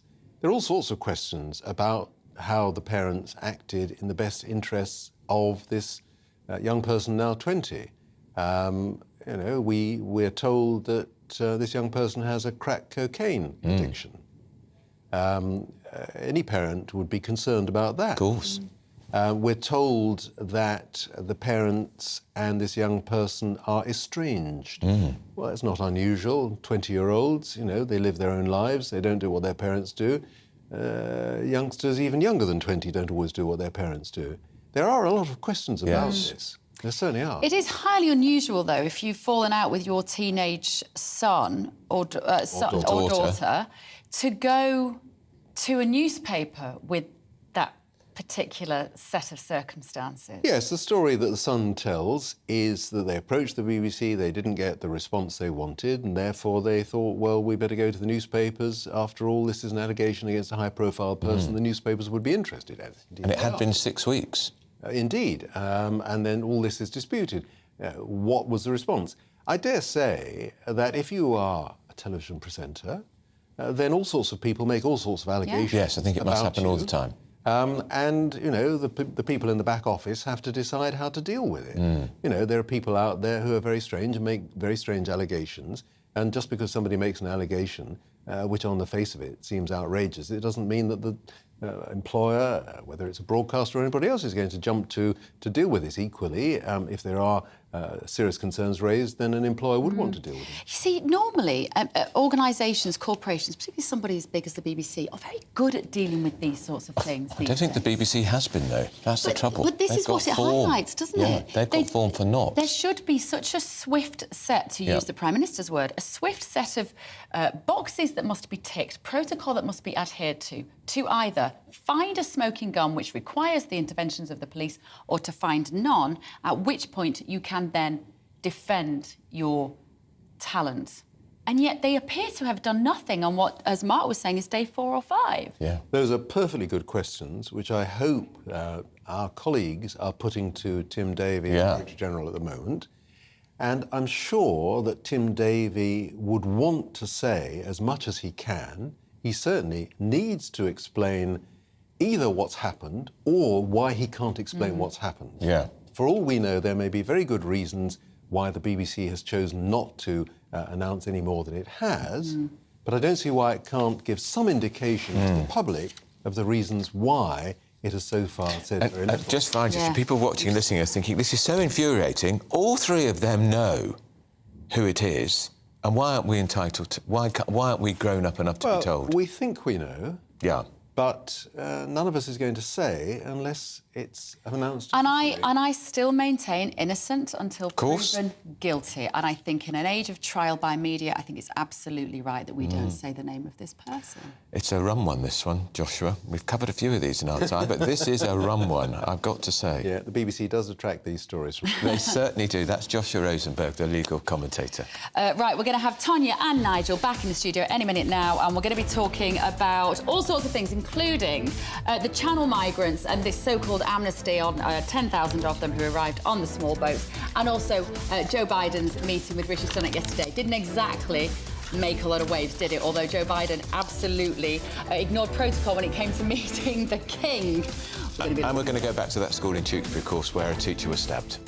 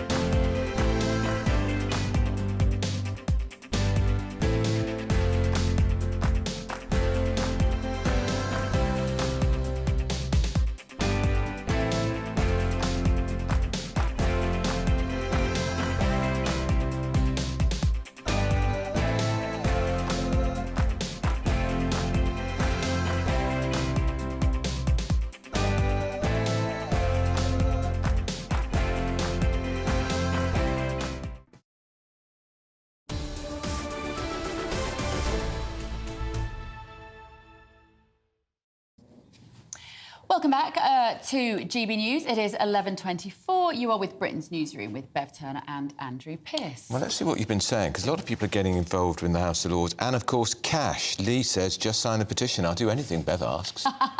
Well done. We're quite hungry this morning, Lee. Can you bring us a croissant? We've had breakfast.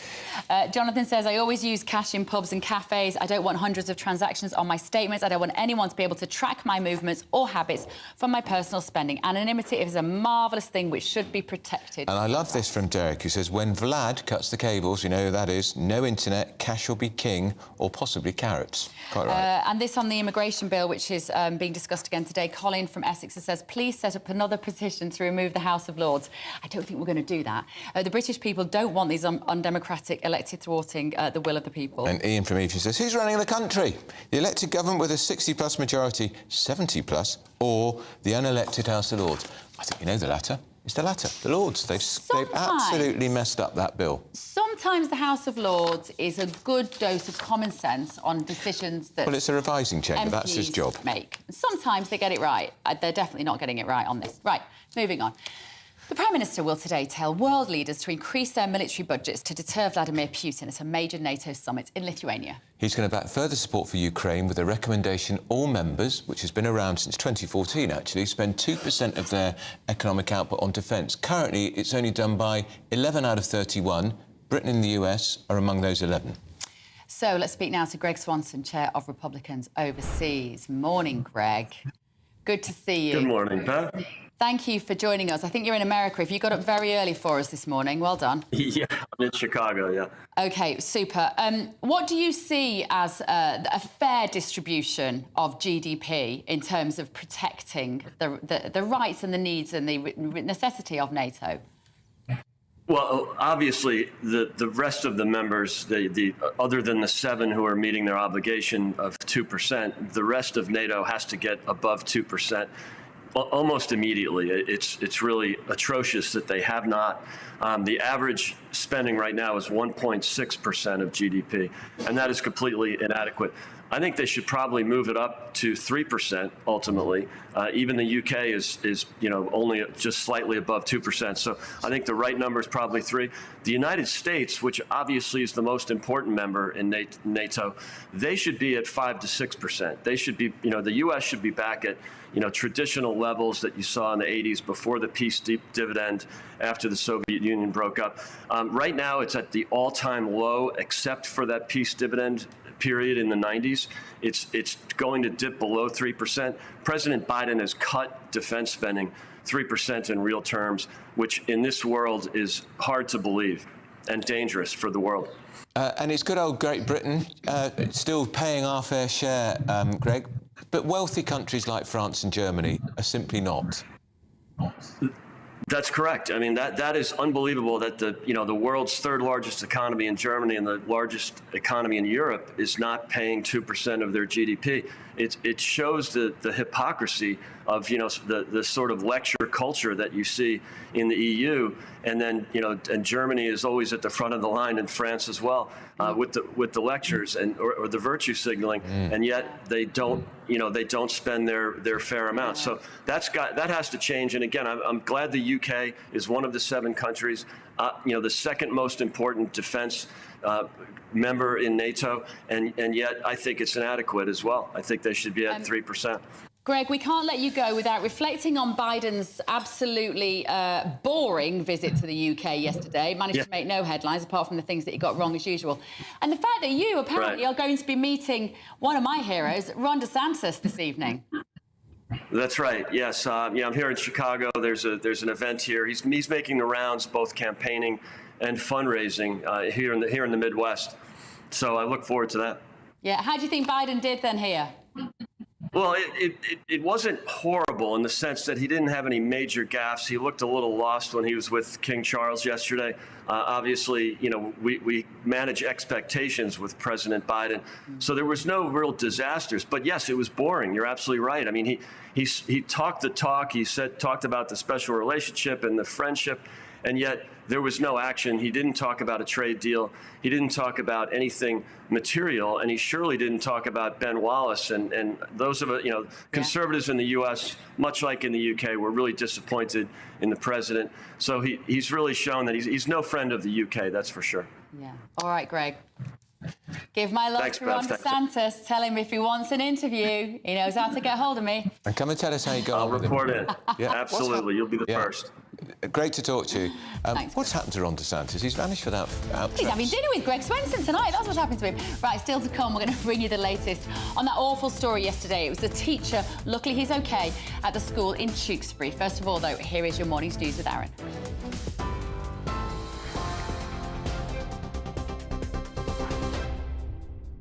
Hi there, it's 11:30. I'm Aaron Armstrong in the GB Newsroom. The Prime Minister says allegations made against a BBC presenter are shocking and concerning.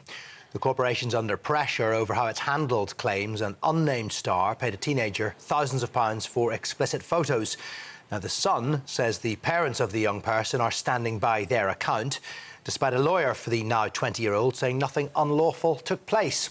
The BBC's Director General, Tim Davie, is currently addressing reporters over the issue. We'll bring more details of his answers whenever we get them. Now, the Prime Minister is currently at the NATO summit in Lithuania, where leaders are expected to give a positive signal on Ukraine's bid to join the military alliance. Allies are split about Ukraine becoming a member.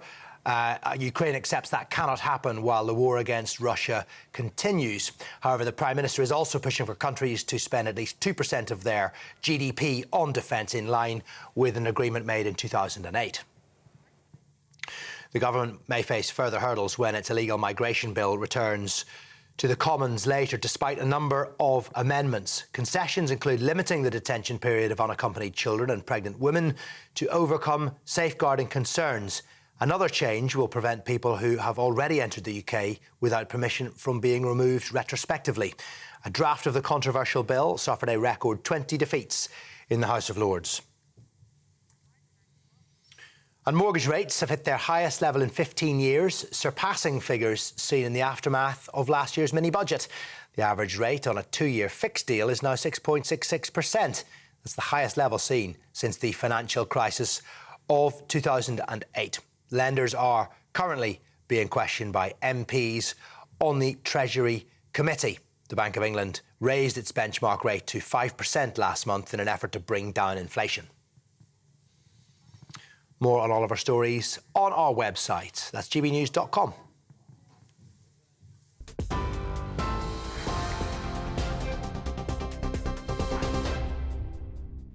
Direct Bullion sponsors the Finance Report on GB News for gold and silver investment.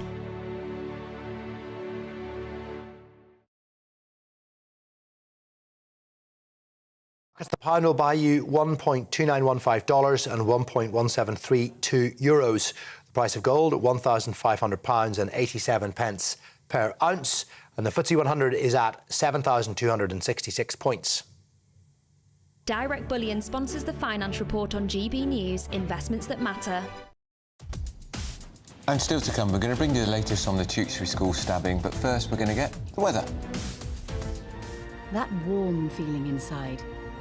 From boxed boilers. Proud sponsors of weather on GB News.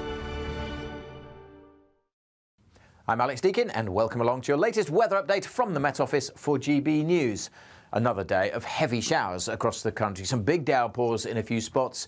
Most of us seeing some sunny spells, so a good chance there'll be some rainbows around. Low pressure has been dominating. This weather front brought quite a lot of heavy rain across the south yesterday evening. It's been fizzling out, but still providing quite a lot of cloud. Showers already over Wales, northern England. They'll get heavier through the day, as they will across northern Scotland. Slow-moving thunderstorms here could cause some problems with a lot of rain falling in a short space of time. We should see some sunny spells developing, particularly for Northern Ireland. 20 degrees here, maybe up into the low 20s across the southeast. But for most, it feels cool with the brisk breeze, which will at least move the showers through this evening. Lighter winds across northern Scotland means the slow-moving downpours will continue here well into the night, and we'll see more wet weather returning to Northern Ireland through the night as well. But for a good chunk of England and Wales, it will turn dry and clear, temperatures mostly holding up at about 13 or 14. As for Wednesday, it's another day of sunshine and showers. It'll be a brighter start across East Anglia and the southeast. Good chance of a sunny start to Wednesday, but then the showers will get going once more, especially over northern England. Again, parts of northern Scotland. More tomorrow, probably for Northern Ireland. Better chance of a drier afternoon across Wales and southwest England. And again, temperatures mostly in the high teens and low 20s. That warm feeling inside. From boxed boilers. Proud sponsors of weather on GB News.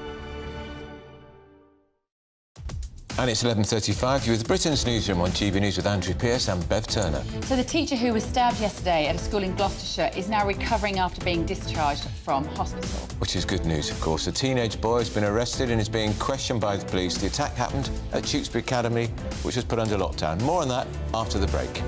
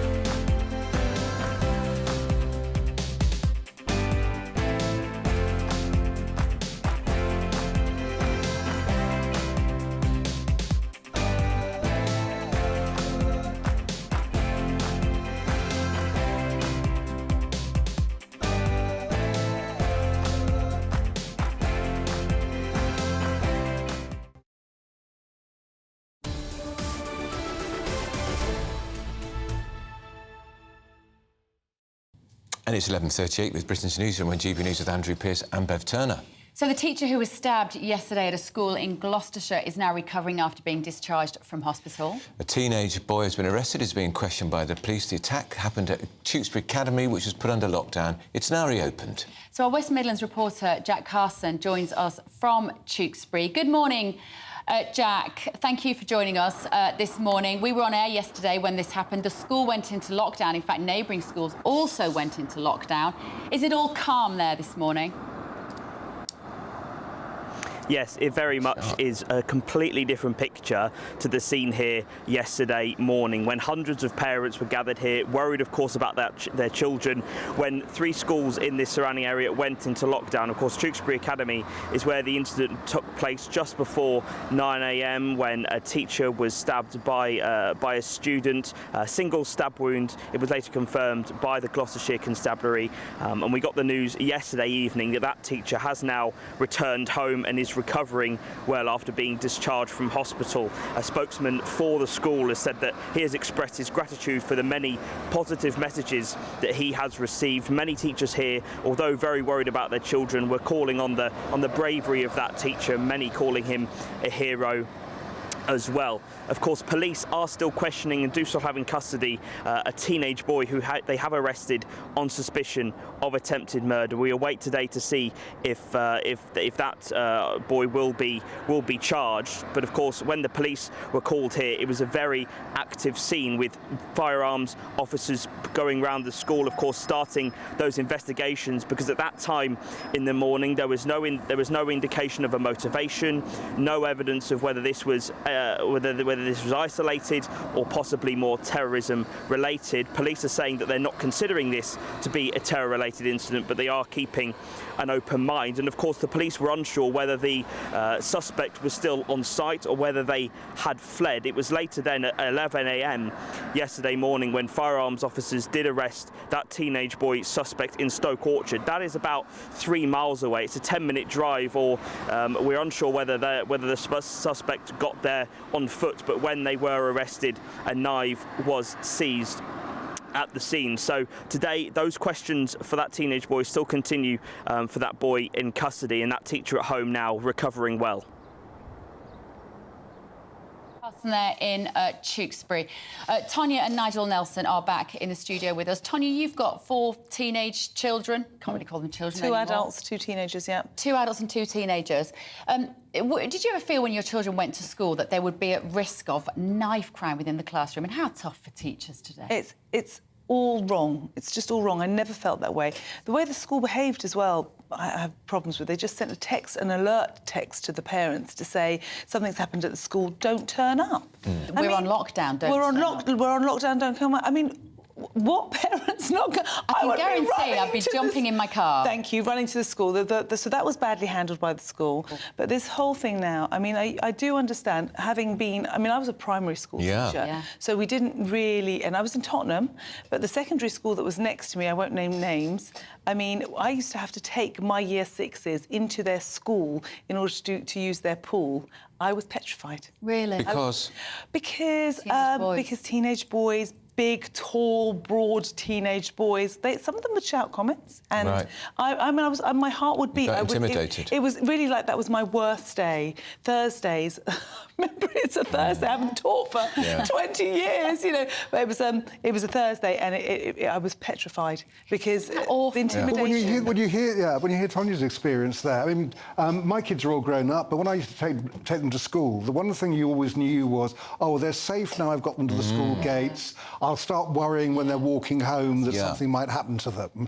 And this kind of thing sounds more like the stuff that happens in America. Yeah. And so the fact that that the violence in schools is creeping up becomes really frightening. Do we have to get to a point where we have to have knife detectors? We know that we see them at some schools. Should it be more routine? Well, it's looking like maybe it ought to be. I mean, certainly this is a sleepy Gloucestershire market town. I know. I mean, 20,000. it's the last place you'd expect it. But in inner cities where knife crime obviously is much more prevalent, you might have to start thinking about frisking kids when they come in to make sure they haven't got a knife. But to what avail? We're not tough enough on knife crime as it is. I mean, that takes us to a whole other thing, but we're not tough enough on knife crime. People are caught with knives all the time and let off again. And what do teachers actually do in the event of a child who is being unruly in the classroom? It feels like the teachers no longer have any power to deal with anything in an effective way. And there was a report by the Department of Education which is saying so many teachers now complain about the bad conduct of the pupils, the head teachers think the pupils are much better behaved because they're not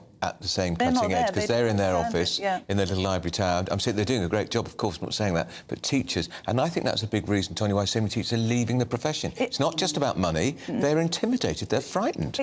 As I Lack of said, respect. when I used to go to the school to take the swimming lesson, I would be frightened. No one wants to wake up in the morning and think, I'm scared to go to work. And that's what's happening with teachers now. I was scared of my teachers. Well, that's Quite the a lot thing. of them. We used to be scared of the teachers. Yeah. That's what's gone wrong. You It's didn't the cheat them. inverse now, You didn't isn't cheat it? them. And you certainly didn't pull a knife on them. I tell you, the nuns wouldn't have it. No, for me. no, likewise. You're not allowed to do that anymore, are you? Right, a story that's broken while we've been on air this morning, actually. This is about, I'm sure you will remember this woman, double Olympic 800-metre champion Caster Semenya. According to a ruling today, Tonya, she was actually discriminated against by the rules which forced her to lower her testosterone levels in order to compete, according to the European Court of Human Rights. Regardless, we have to be careful to make sure this isn't complicated with the trans issue, because this woman has naturally much higher levels of testosterone. OK, so it is complex on many levels, but she naturally, and I think that's the thing, naturally has higher levels of testosterone. Does that make for a fair playing field against women? I'm not sure it does. But, you know, we live in such an insane society at the moment that men are competing against women within sports and winning, and nothing's been done to their testosterone. I mean, this woman's she's having to chemically reduce her natural testosterone because of and why does she want to have to put nasty drugs in her body to reduce something that's being produced naturally? Well, that's the problem. Is if it occurs naturally, why should she? Why shouldn't she? I mean, other people, like, you look at basketball players that have I can't remember the medical term, gigantism. And they get to go on and play and be very tall and win. No one's saying that they've got to do something to reduce it. No. So if it's naturally occurring, as you know, the court has said now, it shouldn't be reduced. Well, that's why it's a common sense. It's a common sense decision by the court, and we all, well, not all of us, but some of us, bang on about the European Court of Human Rights, and it should be abolished. Yes, these are exactly the kind of cases it's there. Yes, quite nice. Did you hear me? Yes, quite. So I don't want to abolish it. I just want to withdraw from it. Just want to get us out of it. Why it's a common sense decision is you may have naturally stronger arms or longer legs, all of which would actually give you a competitive advantage. So if you naturally have a drug running around your body, a hormone running around your body, then that shouldn't be interfered with. And that's why it's nothing to do with the trans debate at all. And she hasn't competed at a top level since 2016. I hadn't realised. She hasn't been able. Yeah, exactly. She hasn't been allowed to. And she's been she's had some pretty terrible things said about her. She really has. Like a freak and a weirdo. I remember at the time. Do you remember all that stuff? Yeah, indeed. You know, it's a man in a woman's body. And because of the rules that she had to try and lower her testosterone levels, but to do that with a contraceptive pill that made her sick. Yeah. I mean, it just seems to be a horrible way of treating somebody. She's had a tough time, there's no doubt about it. So have her competitors, you could argue, because that gold medal would have been theirs if she hadn't been in this. But that's the way it is, isn't it? That's what sports is. That's what it is. Yeah. So she has a condition called hyperandrogenism, which is where she generates higher than usual levels of testosterone. She's obviously not competing anymore. She's retired from sport. She's had to, effectively. But now I guess she would have a legal case against the World Athletics and the Court of Arbitration for Sport to make a claim against what would have been her earnings. Her earnings, and also, did she get to keep her 2012 and 2016 medals? That's what we need to know. I think she did. 800 she did. Yeah. And, of course, I mean, I always think Olympics, isn't it supposed to be amateur? But you made the point, Bev, if you win double gold medals, you're set up for life commercially. Oh, really? Yeah. I do wonder, though, Nigel, it makes me wonder whether this sets a precedent, because I'm thinking if I was a lawyer now for a trans athlete, if, say, what's the name of the swimmer? Leah Thompson. If I was going to be Leah Thomas's lawyer, one might, therefore, use this as some sort of precedent to go away and say, well, this athlete had higher levels of testosterone. It doesn't matter if they're natural or not. She would now be allowed to... You discriminated against her, so now you are discriminating against Leah Thomas. I think that we run into a whole different set of problems there. I mean, it's things like if they go through puberty as a male, that they will then have stronger muscles. And so there's a whole host of other things that come into play. I really think that this one should be completely divorced from the whole trans debate. Oh, but I bet they'll try. Yes, they will. They will. They Should will. we do a gear change and talk about nuclear disarmament? I love this story. Go on, Nigel. What's this about? Right. Well, these are 12 Labour MPs who've signed. They're front benchers, aren't they? Some of them are front benchers. Yeah. Yes, it's the Collective responsibility. Shadow Transport Secretary Lou Haig, the Shadow Scottish Secretary Ian Murray, that they signed a Commons motion back in 2021, and that was to get Britain to sign up to the ban on nuclear weapons. This is a UN ban. No NATO country is a signatory to this. So we're going unilateral. Sort of Well, back it would to be the bad old days of unilateral thing CND. if it ever got anywhere. Yeah, but there's ban the no bomb. way the Labour Party are going to adopt it. No way Keir Starmer will adopt it, and nor should he. That obviously the biggest effect on this would be to lose Trident. Yeah. And my personal view is that we do need Trident for our defence.